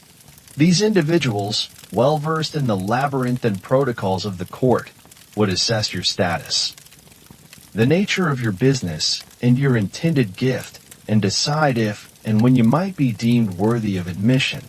The waiting period could be lengthy, a deliberate test of your patience, your respect for the court's rhythm, and perhaps even the urgency or importance of your mission. Many medieval African royal courts, including Mali's, had a highly structured bureaucracy with specific officials tasked with managing court protocol, scheduling audiences, and formally introducing visitors like yourself. As described by contemporary observers such as Ibn Battuta, once your appointed time finally arrives, the approach to the royal presence begins in earnest, and every detail of your demeanor and attire is subject to scrutiny. You would, of course, be wearing your absolute finest, most respectful clothing. You'd want to make sure your outfit for meeting the Munsa was on point. Turning up in your just-battled a sandstorm for 3 weeks chic was probably not the fast track to royal favor. This might involve freshly laundered and perhaps specially perfumed robes, often of a light color like white to signify purity and respect, or specific garments indicating your rank or homeland if you are a foreign envoy. As you enter the designated royal space, be it an antechamber, a courtyard, or the main audience hall itself, your movements would be slow, deliberate, and infused with an attitude of profound deference. Any sudden, jerky gestures or loud speech would be an immediate and serious breach of decorum. Direct, prolonged eye contact with the Munsa, at least in the initial stages of the audience, would likely be considered presumptuous and disrespectful. It was also customary in many West African courts, as in many other cultures worldwide, to remove your footwear before entering a particularly sacred or royal enclosure. Ibn Battuta noted that those approaching the Munsal were expected to remove their turbans as a sign of humility, a gesture that would immediately signal their submission to his authority. You wouldn't be undertaking this nerve-wracking journey alone. Court officials would likely escort you, guiding your steps, perhaps quietly reminding you of key protocols and positioning you in the correct place before the seat of power. In many instances, especially for important communications or for those unfamiliar with the precise nuances of the courtly language, which might be a specific dialect or a highly formal register of Mandinka. Your words, including the formal presentation of your gift, would be conveyed through a designated court official, often referred to as a linguist or spokesperson. This wasn't necessarily because the Munsal or the high official didn't understand your language, but because the use of an intermediary added a layer of formality, dignity, and control to the proceedings. The court linguist was basically your hype man, your translator, and your please don't accidentally insult the all-powerful emperor insurance policy, all rolled into one very eloquent dude. This individual would be a master of rhetoric, skilled in the art of flattery, a walking encyclopedia of proverbs and honorifics, capable of phrasing your petition or your gift presentation in the most eloquent, respectful, and politically astute manner possible. It's even said that some rulers, including potentially the Munsal at times, would maintain an aura of detached majesty by speaking only through their linguist, even if they perfectly understood what a visitor was saying directly. The linguist might carry a distinctive staff of office or wear specific regalia that marked their important role as the voice of both the petitioner to the ruler and the ruler back to the petitioner. As you are finally ushered into the main audience chamber, the full grandeur of the Malian court unfolds before you, drawing upon descriptions from travelers like Ibn Battuta. You might imagine a large, impressive hall, perhaps open on one side or shaded by magnificent banners. Musicians might be playing softly on chorus and balafons. Stern-faced royal guards, impeccably attired and armed, would stand at attention, and there, likely on a raised platform or pimpi, perhaps seated on a rich carpet or an ebony throne and shaded by that magnificent silk umbrella topped with a golden bird, would be the Munsal himself, the focal point of all this power and ceremony. There would be a clearly demarcated area for those seeking an audience, and you would be guided to your designated spot, careful not to transgress any invisible lines of protocol. Silence and absolute attentiveness were paramount until the Munsal acknowledged your presence or you were given leave to speak, usually through the aforementioned linguist. While contemporary accounts like Ibn Battuta's provide invaluable glimpses into the Malian court's ceremonial practices, the precise spatial organization of audience chambers and the exact choreography of approach for different ranks of visitors are still subjects of ongoing research and interpretation, blending textual evidence with archaeological possibilities. The air itself would feel heavy with anticipation, the scent of fine incense perhaps mingling with the earthy smell of the polished mud brick walls, every rustle of a courtier's robe, every soft note from a musician's instrument, contributing to the atmosphere of profound, almost sacred formality. This was the art of approaching power in ancient Mali, a delicate, high-stakes performance that had to be mastered before any gift, no matter how precious, could even begin to be presented. You've navigated the outer circles of the Malian court. Your attire deemed acceptable, your request for an audience granted, and your demeanor hopefully conveying the requisite level of profound respect. You've been ushered through antechambers, past stern-faced guards and whispering courtiers, perhaps with the court linguist at your side murmuring final instructions.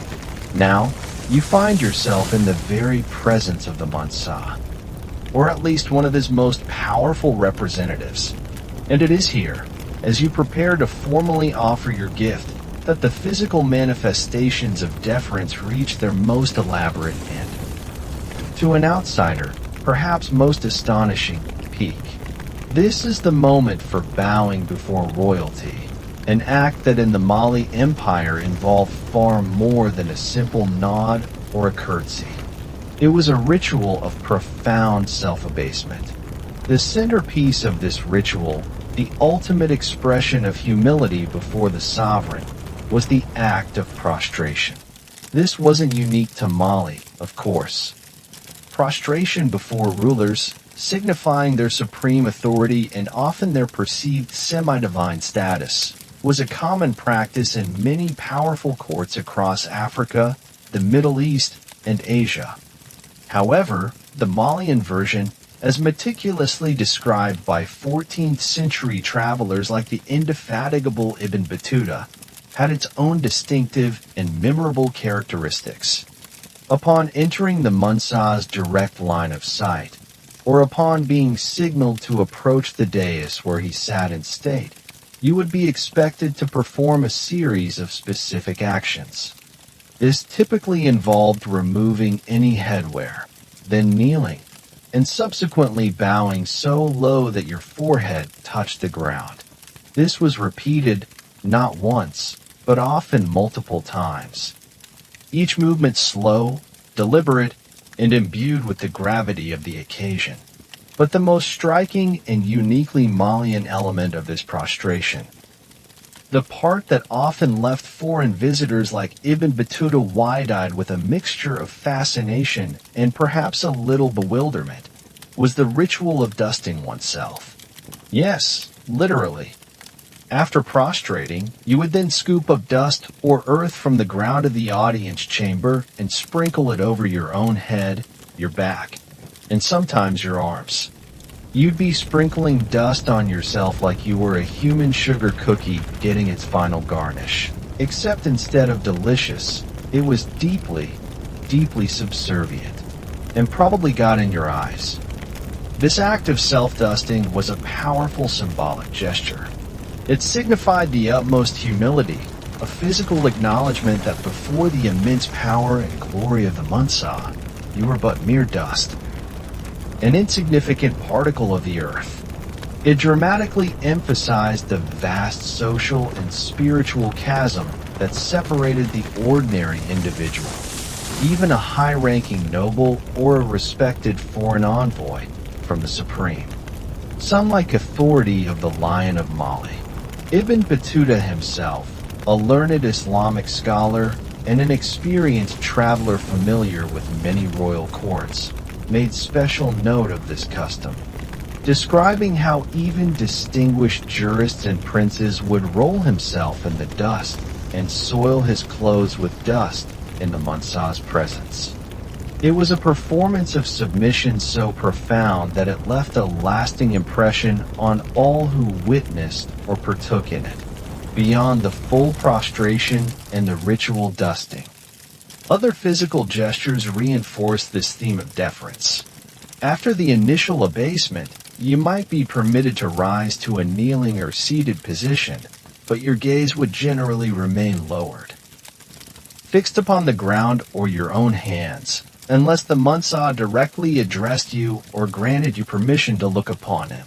Even then, a prolonged, direct stare would likely be considered an act of impertinence. Ibn Battuta also mentions individuals striking their elbows upon the ground with force during certain parts of the audience. Another rather vigorous display of humility. Silence was golden, unless you were the Mansa or the official linguist speaking on his or your behalf. You would remain still, attentive, your entire posture conveying attentiveness and respect, awaiting the royal will. Holding the prostration for too long, waiting for the linguist to finish his poetic introduction of your gift. probably felt like an extreme yoga pose you hadn't quite signed up for. Downward-facing dog of utter submission? Anyone? Why, you might wonder. Were such extreme displays of self-abasement considered necessary or appropriate? From the perspective of the Malian court, these rituals served multiple crucial functions.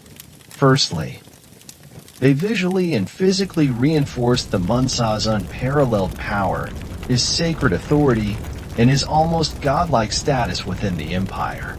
They were a constant, public reminder to all present, from the highest noble to the humblest petitioner, of the immense distance that separated them from their sovereign.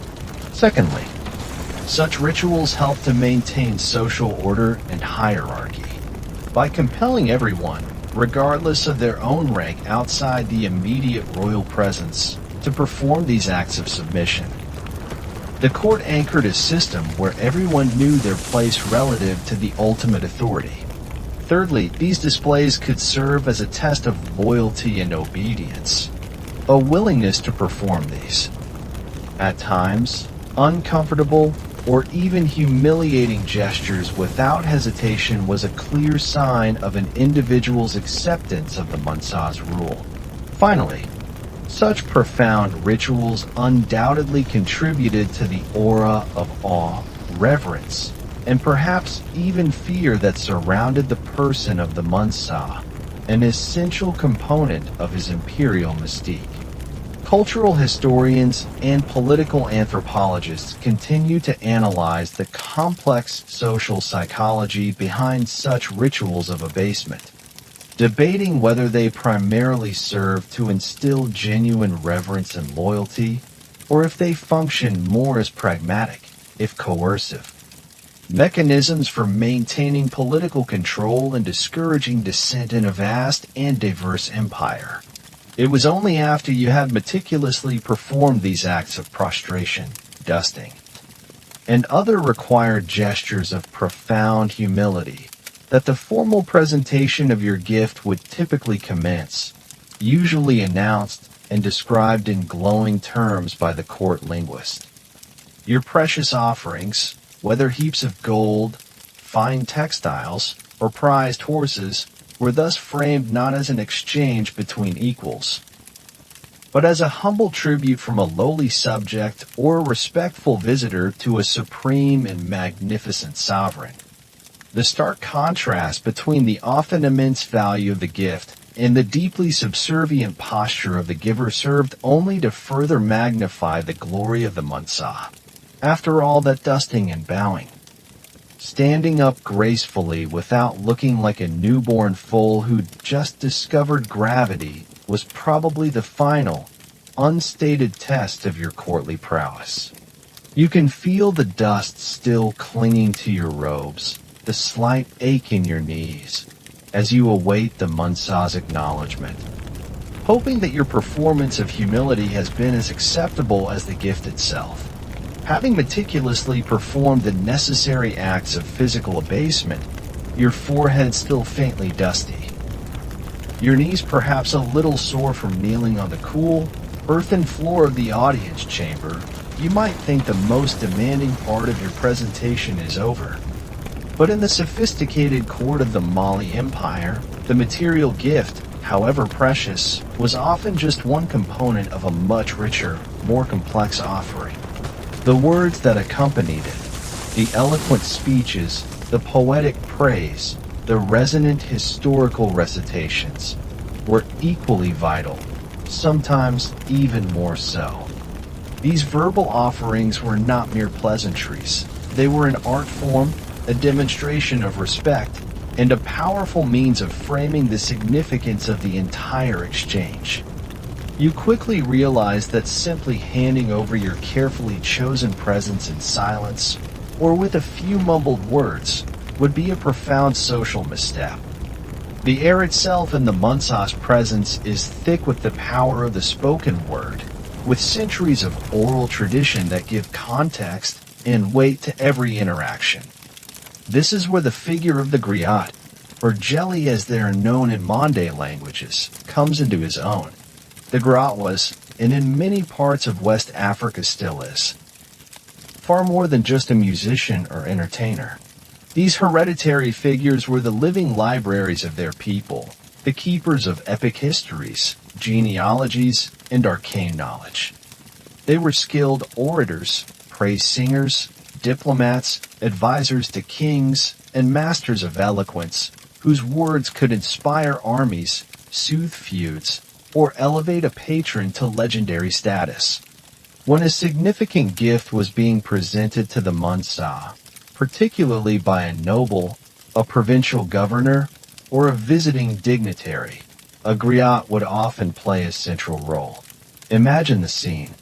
Your material gifts, perhaps gleaming gold, fine textiles, or spirited horses, are arrayed for the Munsa to see. Then, a griot, resplendent in distinctive attire, steps forward. He might carry a kora, that beautiful 21-stringed harp lute whose cascading notes are said to speak directly to the soul, or a balafon, a wooden xylophone that produces rich, resonant melodies. Or perhaps ngoni, a smaller lute-like instrument. As he begins to play, a hush falls over the assembled court. His voice then rises, clear and powerful, not merely speaking, but chanting, singing, declaiming. If you are the giver, he might begin by reciting your noble lineage, recounting the brave deeds of your ancestors, and praising your own virtues and loyalty to the Munsa. Then, turning his attention to the supreme ruler, he would launch into effusive praises of the Munsa's power, his wisdom, his unparalleled generosity, his descent from legendary heroes like Sundiata Keita, the founder of the empire. A good grot didn't just say, "Here's a spear from Chief Bobo." They'd give you a 3-hour epic poem about the spear's heroic journey from a mythical tree, its destiny in the Munsa's magnificent presence, and how it would probably make excellent toast. With feeling, he might weave in proverbs, historical anecdotes, or excerpts from the great oral epics, all carefully chosen to contextualize the present gift, to link it to past alliances or acts of fealty, and to underscore its profound significance as a token of the bond between giver and receiver. If you, as an envoy or petitioner, did not have your own griot, or if the occasion demanded a more direct address, then the court linguist, that indispensable intermediary we met earlier, would likely speak on your behalf, or you might be granted permission to speak yourself if your command of the courtly language and its protocols was deemed sufficient. Even then, your speech would need to be a masterpiece of diplomacy and humility. It would be laden with flowery honorifics for the Munsa, effusive declarations of loyalty or friendship, and a detailed, respectful explanation of the gift itself, its origin, its symbolic meaning, and why it was considered a worthy offering for such an august personage. If your gift was accompanied by a petition or request, this would be subtly and respectfully woven into the oration, often framed not as a demand, but as a humble appeal to the Munsa's renowned wisdom and generosity. Eloquence was paramount. A clumsy, poorly phrased, or overly blunt speech could easily undermine the value of even the most magnificent material gift. If your envoy fumbled his speech, it was probably like showing up to a poetry slam with a grocery list. The gift might be nice, but the delivery? Cringeworthy. Indeed, the performance itself, a particularly moving song by a griot, a masterfully crafted poem recited in your honor, or a display of extraordinary oratorical skill, could, in some instances, be considered a gift in its own right, or at least a vital accompaniment that dramatically enhanced the perceived value of the material offering. It's said that a skilled griot could metaphorically sing a gift into greater significance.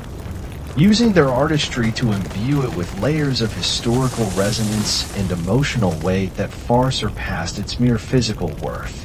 They could also, conversely, use their powerful words to diminish an enemy or a rival, so their presence and performance at court were always a matter of high social and political consequence. Certain drum rhythms or specific kora melodies might even have been reserved exclusively for the Munsa's ears during such important ceremonies, their performance itself a unique offering.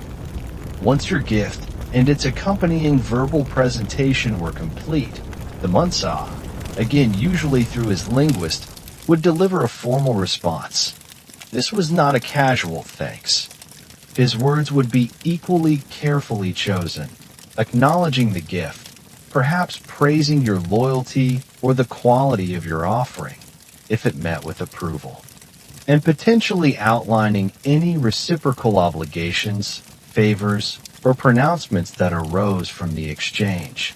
This verbal acceptance, often as eloquent and laden with symbolism as the presentation itself, formally completed the ritual, sealing the bond or affirming the relationship that the gift represented. Some of those praise songs for the Munsa could probably go on for so long. You'd have time to invent a new type of sundial, build it, and then check if it was lunchtime yet. All before the griot got to stanza 3. Oral tradition scholars and linguists continue to analyze the surviving fragments of Mande epic poetry and courtly praise songs, debating the extent to which these verbal art forms accurately reflect historical events versus serving as idealized charters for social and political relationships, particularly in the context of gift exchange and tribute. As you stand in that hushed audience chamber, the final notes of the kora fading away, the resonant voice of the griot or linguist still echoing in the air, you realize that in the Mali Empire, words truly were offerings, as carefully weighed as precious, and as powerful as any sack of gold dust or string of thoroughbred horses. They were the invisible threads that wove meaning, history, and obligation into the very fabric of every significant gift. Having absorbed the profound impact of eloquent words and masterful praise songs that accompanied and often elevated the material offerings at the Malian court, you now begin to see how these intricate gift ceremonies move beyond personal interactions and into the very sinews of statecraft. The presents exchanged were not merely tokens of esteem between individuals. They were potent seals of allegiance, crucial instruments for collecting tribute, and the very currency of diplomatic relations between the mighty Mali Empire and the wider world. This was where the weight of gold, the symbolism of kola, and the power of words converged to shape the political landscape. The vast Mali Empire, you recall, was not a monolithic entity directly ruled from the capital in every corner. It was a composite state, comprising a core territory under the Munsa's immediate authority and numerous outlying provinces and vassal kingdoms, each often retaining its own local rulers and customs, but all owing fealty to the supreme sovereign in the ante. A cornerstone of this imperial structure was the system of tribute. Vassal kings and chiefs were obligated to send regular offerings to the Munsa, a practice that, while often framed within the polite language of gift-giving, was a non-negotiable acknowledgement of their subordinate status and a vital source of revenue for the imperial treasury. Vassal kings sending tribute to the Munsa was a bit like paying intergalactic taxes to the emperor of everything. Yes, Lord Munsa, here is our annual offering of gold, respect, and a solemn promise not to get any funny ideas about independence this year. The content of this tribute would reflect the primary produce or specialized crafts of the vassal's region, perhaps quantities of gold dust from a mining area, herds of cattle from pastoral lands. Measures of grain from fertile river valleys, slaves captured in local skirmishes, or unique artisanal goods. The public presentation of this tribute at the Munsah's court, often during major annual festivals, was a powerful and highly visible ritual, reaffirming the hierarchical order of the empire and demonstrating the Munsah's reach and authority over his diverse domains, beyond the collection of tribute from within its borders. Gifts were indispensable in forging and maintaining alliances with other independent kingdoms or powerful nomadic groups, such as the Tuareg Berber confederations who controlled many of the vital trans-Saharan trade routes. These alliances were crucial for Mali's security, its access to trade, and its regional influence. The exchange of gifts in this context was often more reciprocal, though the relative power and prestige of the parties involved would subtly shape the nature and scale of the offerings. A powerful neighboring king might send the Munsah a gift of magnificent war horses, fine weaponry, or rare luxury goods from his own sphere of trade. And the Munsah would respond with equally impressive presents, perhaps Malian gold, elaborate textiles, or skilled artisans. These exchanges symbolized mutual respect, acknowledged shared interests, such as secure trade routes or defense against common enemies, and created bonds of obligation and friendship. Sometimes, these alliances were further cemented by strategic marriages between ruling families, which themselves would involve an elaborate series of gift exchanges, strengthening political ties through the creation of kinship. Mali's fame, particularly its association with immense gold wealth, meant that it also engaged in sophisticated diplomatic relations with distant and powerful states, especially those across the Sahara in North Africa, like the Marinid Sultanate of Morocco, and through them, indirectly with the wider Mediterranean and Middle Eastern world. When ambassadors from these foreign powers undertook the arduous journey to the Malian capital, or when the Munsah dispatched his own envoys northward, magnificent gifts were an essential component of their diplomatic baggage. The quality, quantity, and symbolism of these presents were meticulously considered, as they reflected not only the sender's wealth and power, but also the degree of esteem in which they held the recipient. A truly impressive gift could open doors, smooth negotiations, and create a favorable impression that might last for years. You might imagine a Malian diplomatic mission arriving in Fez or Cairo, laden with gold dust, ivory, exotic animal pelts, and perhaps even unusual West African animals. One particularly memorable, if slightly quirky, diplomatic gift that caused a stir in North Africa was reportedly sent by Munsah Sakura, a predecessor of Munsah Musa, who presented the Sultan of Morocco with a giraffe.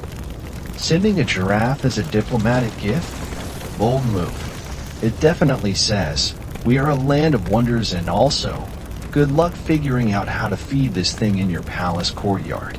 In return, the Munsah might receive luxury manufactured goods from the Islamic world, fine ceramics, metalwork, glassware, scholarly books, or even architects and scholars invited to contribute their skills to Mali's burgeoning urban centers like Timbuktu, in an era where written treaties and formal diplomatic documents, while certainly used by the literate administrative class in Mali, did not hold the same universal, legally binding sway as they do today.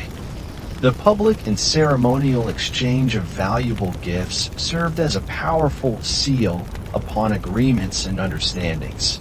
The act of giving and receiving, often accompanied by solemn oaths, elaborate speeches by linguists or griots, and witnessed by the entire court or delegations, created a potent social and moral contract. The memory of the specific gifts exchanged, their value, and the circumstances of their presentation would be preserved in oral traditions and courtly records, serving as a public testament to the alliance, the tribute agreement, or the diplomatic understanding that had been forged. To subsequently break such a pact, having accepted the symbolic gifts that sealed it, would be a grave dishonor and a serious breach of trust. Forget signing on the dotted line.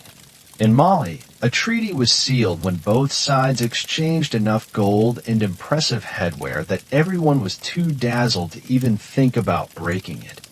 For a while anyway.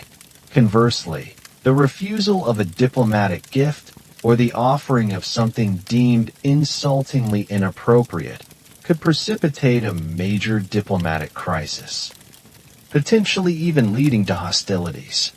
International relations historians specializing in pre-colonial Africa continue to assess the relative importance of material gift exchange versus oral treaty making and shared cultural or religious i.e.s. in the complex diplomatic landscape in which empires like Mali operated and how these elements reinforced each other. You can almost picture a grand caravan, flags flying, drums beating, arriving at the gates of Niani, bearing gifts from a distant potentate, the air filled with anticipation and the rustle of exotic silks. Or imagine the solemn assembly as a vassal chief. His retinue laden with the produce of his land makes his annual journey to present his tribute, each item a testament to the vast reach and intricate obligations that bound the Mali Empire together. These were not mere transactions. They were the carefully choreographed movements in the grand, high-stakes dance of imperial power and diplomacy, each gift a seal of allegiance, a whisper of alliance, or a proclamation of might. You've now seen how gifts in the Mali Empire were far more than simple objects. They were intricate seals of allegiance, vital components of tribute. In the very language of high-stakes diplomacy, each exchange was a carefully choreographed performance, rich with symbolism and laden with expectation. But what happened, you might wonder? When the performance faltered, what were the consequences if you, a hopeful petitioner or a visiting envoy, inadvertently stumbled over the complex steps of this gift-giving dance? In a court as conscious of its dignity and power as that of the Mansa, a breach of etiquette was no laughing matter.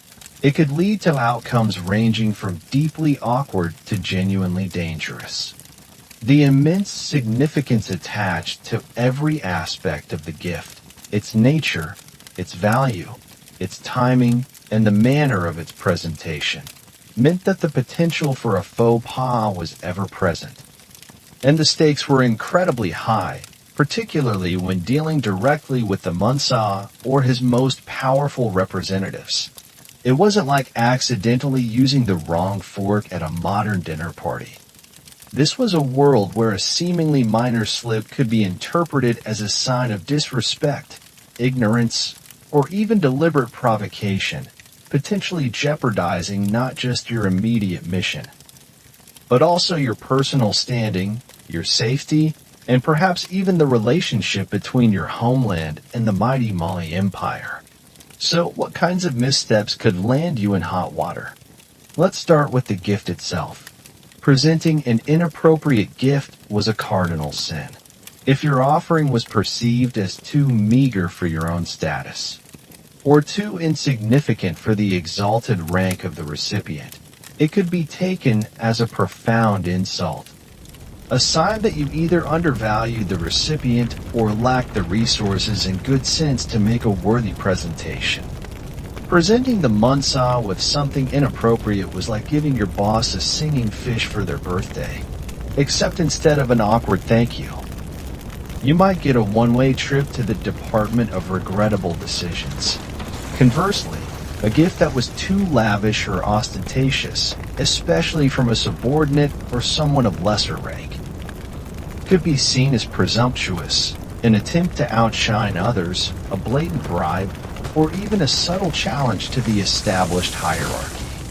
Then there was the risk of offering something culturally inappropriate, an item considered unlucky, ritually unclean, or associated with negative omens within Monday belief systems.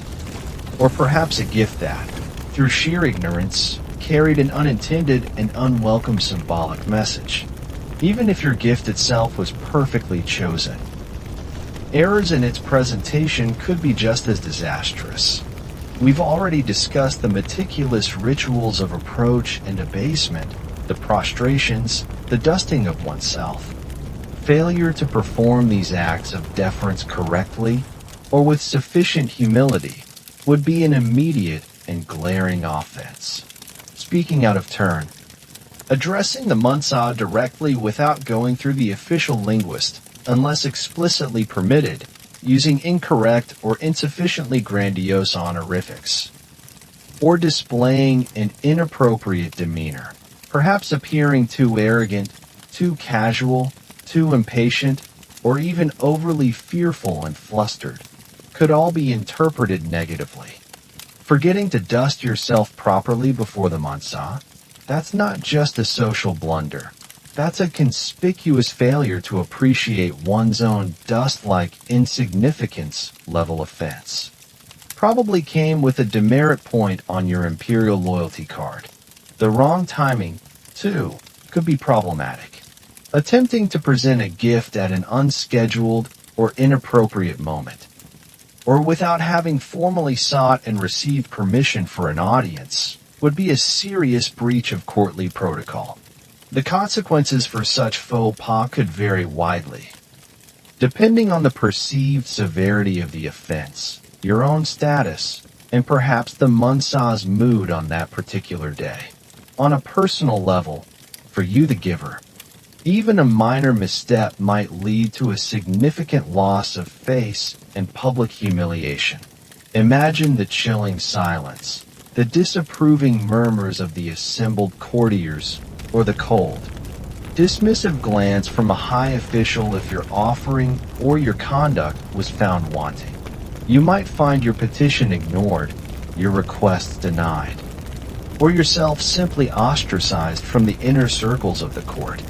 Your carefully chosen gift might be unceremoniously rejected, or accepted with such a distinct lack of enthusiasm that its true meaning, your failure, was clear to all. In more serious cases, particularly if your actions were interpreted as deliberate disrespect or a challenge to the Munsah's authority, the consequences could be far graver. Hefty fines, confiscation of your goods, imprisonment, exile from the empire, or, in the most extreme scenarios imaginable, even a sentence of death. The concept of courtly disgrace was a very real and terrifying prospect in many such monarchical systems. To fall out of favor with a powerful ruler like the Munsah could spell utter ruin. At the state level, if you were an envoy representing another kingdom, a diplomatic faux pas related to gift-giving could have far-reaching implications. Strained relations. The breakdown of trade negotiations, the rejection of a proposed treaty or alliance, or even an escalation of tensions leading to punitive actions by the Mali Empire against your homeland were all distinct possibilities. The annals of diplomacy are filled with instances where seemingly small slights, often related to protocol or the perceived value of gifts, have spiraled into major international incidents. While direct, detailed historical accounts from within Mali of specific punishments for gift-related gaffes are somewhat scarce.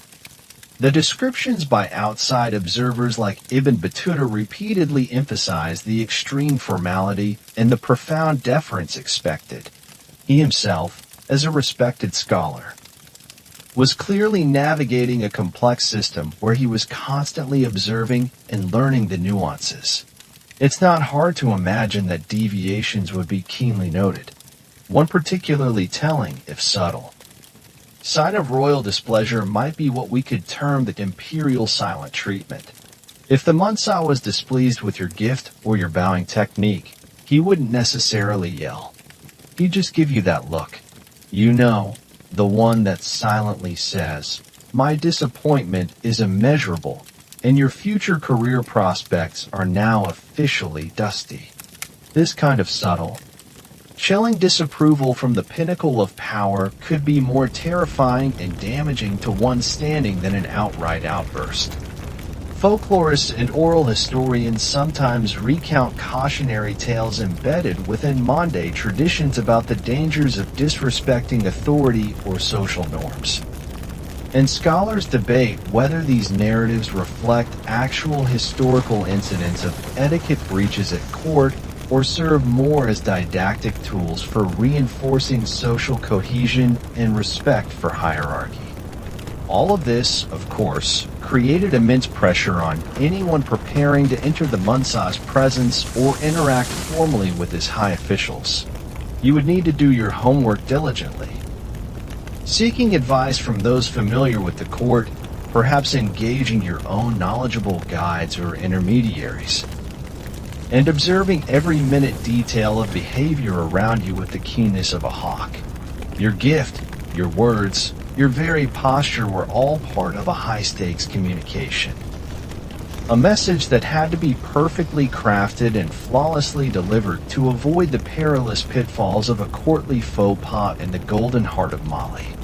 Having navigated the treacherous waters of potential faux pas and witnessed the immense power concentrated in the Munsah's court, you might be left with an impression of Malian gift-giving as a rather terrifying and anxiety-inducing affair. And while the stakes were undoubtedly high, especially in the imperial presence, it's crucial to remember that these elaborate traditions were far more than just a minefield of potential diplomatic incidents. They were the very threads that wove together the rich social and political fabric of a vast and complex empire, fostering connections, defining roles, and distributing resources in ways that sustained Mali for centuries. As your imagined journey nears its end, we can gently reflect on these echoes of generosity and what they tell us about this remarkable West African civilization. The meticulous protocols, the carefully chosen offerings, the profound displays of deference, all these elements, while perhaps seeming overly rigid or even oppressive to our modern sensibilities, played a vital role in maintaining social cohesion. In a sprawling empire composed of diverse ethnic groups, various levels of political integration, and vast distances, these shared rituals of gift exchange provided a common language of respect, obligation, and belonging.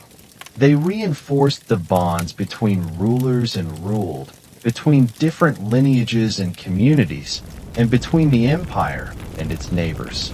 The circulation of gifts, from the humblest farmers offering to their village chief, all the way up to the lavish tribute presented to the Munsah, and the subsequent redistribution of some of that wealth back down through royal largesse, created a dynamic, if often unequal, system of social and economic interaction.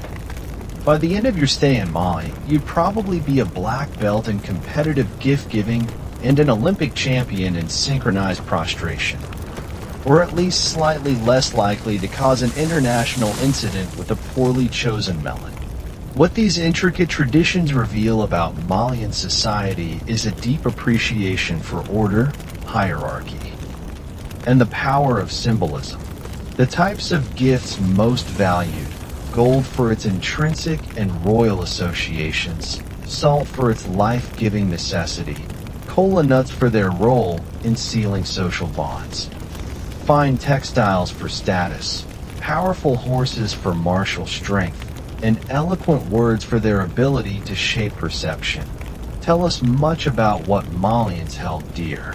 Their worldview, as expressed through this etiquette, acknowledged the sacred nature of kingship, the importance of community over rugged individualism, and the profound belief in reciprocity as a cornerstone of all healthy relationships. The sheer sophistication of the courtly protocols, as described by learned Arab travelers like Ibn Battuta and al-Amari, also speaks volumes. This was no primitive society.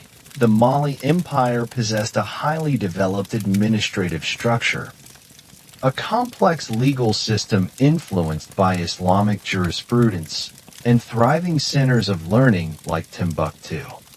The intricate etiquette of the Munsaz court was but one facet of this broader societal and governmental sophistication. The transmission and maintenance of these elaborate rules.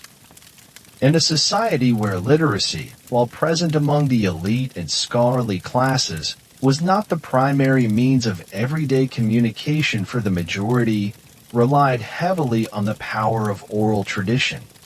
Griots, as we've seen, were not just entertainers but living archives, their songs and stories embedding the histories, genealogies, and crucial social codes, including the proper ways of giving and receiving for each new generation. Elders within families and communities would also have played a vital role in teaching these customs. It was through lived experience, through observation and participation from a young age, that individuals learned the subtle nuances of this essential social language. And remarkably, echoes of these ancient traditions of generosity, hospitality, and respect continue to resonate in many West African cultures today, long after the Mali Empire itself has passed into history. The profound significance of the kola nut in sealing friendships, opening discussions, or gracing important ceremonies remains a vibrant practice. The role of the griot, though adapted to modern contexts, still carries immense cultural weight in many communities. Their words and music connecting the present to a deep and storied past.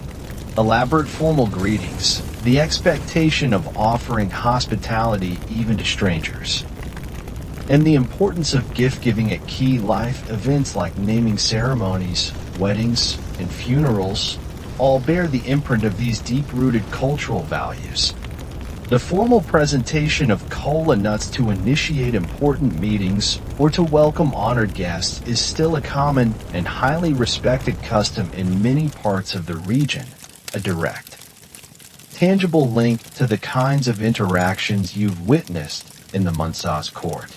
Perhaps, as you ponder this ancient system from the quiet of your own time, there are subtle lessons to be gleaned.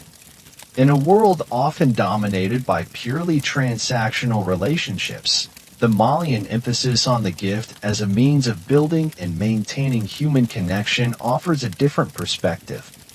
It reminds us that value isn't always, or solely, monetary. The intention, the respect, and the relationship embodied in an exchange can carry immense weight. The art of eloquent, respectful communication, the careful consideration of another's status and feelings, these are timeless social skills. Cultural anthropologists and sociologists continue to explore how traditional gift economies, like those exemplified by aspects of Malian courtly life, offer alternative models to purely market-driven transactional relationships, fostering different kinds of social bonds and obligations. Though the applicability of these models in contemporary globalized societies remains a complex question. Imagine if, before every Zoom meeting, you had to present your boss with a symbolic kola nut and perform a 3-minute praise song about their Q3 earnings report. Productivity might dip, but meetings would be way more interesting. Your journey as an imagined visitor to the court of ancient Mali is drawing to a close. You've seen the humble offerings of villagers, the dazzling tribute of nobles, the strategic generosity of the Munsa himself. You've navigated the intricate pathways of approach, performed the necessary rituals of deference, and perhaps even felt the thrill or terror of a royal audience. So, the next time you stress about what gift to bring to a dinner party, just remember the Malian nobles. At least you probably don't have to offer a portion of your kingdom's annual gold output and prostrate yourself in the dust. Unless it's a really fancy dinner party, these complex traditions, for all their potential pitfalls, were ultimately about creating and affirming human connections, a testament to the enduring search for order, respect, and meaning in our interactions with one another, a search that echoes across centuries and cultures. And now, as the vibrant images of the Malian court, with its gleaming gold, its rich textiles, and its profound ceremonies, begin to soften and recede in your mind's eye, allow yourself to drift. The bustling marketplaces of Niani grow quiet. The resonant voices of the griots fade into a gentle hum, and the imposing figure of the Munsah on his dais dissolves into the soft darkness behind your eyelids. The weight of expectation, the anxiety of proper etiquette, the sheer sensory richness of that ancient world can now give way to a sense of peaceful release. You have walked the dusty paths, witnessed the intricate dance of giving and receiving, and felt the deep pulse of a powerful empire. These echoes of generosity, these whispers of a time when a gift was a language all its own, have played their part. Let the memory of the shared kola nut, the gleam of respectfully presented gold, the dignity of a well-phrased speech, all become part of the gentle tapestry that lulls you towards sleep. There are no more protocols to master tonight, no more offerings to prepare, no more powerful gazes to meet with just the right degree of humility. The immense responsibilities of empire, the subtle negotiations of diplomacy, the everyday affirmations of social bonds through carefully chosen tokens, all these can rest now, just as you are preparing to rest. The vast Sahelian sky, once blazing with the midday sun, is now a canopy of cool, distant stars under which the ancient land of Mali slumbers. Let the gentle, rhythmic cadence of these stories guide you into your own quiet haven of dreams, where all is calm and all is well. The journey is complete, the court has retired, and a deep, restorative peace awaits. Good night.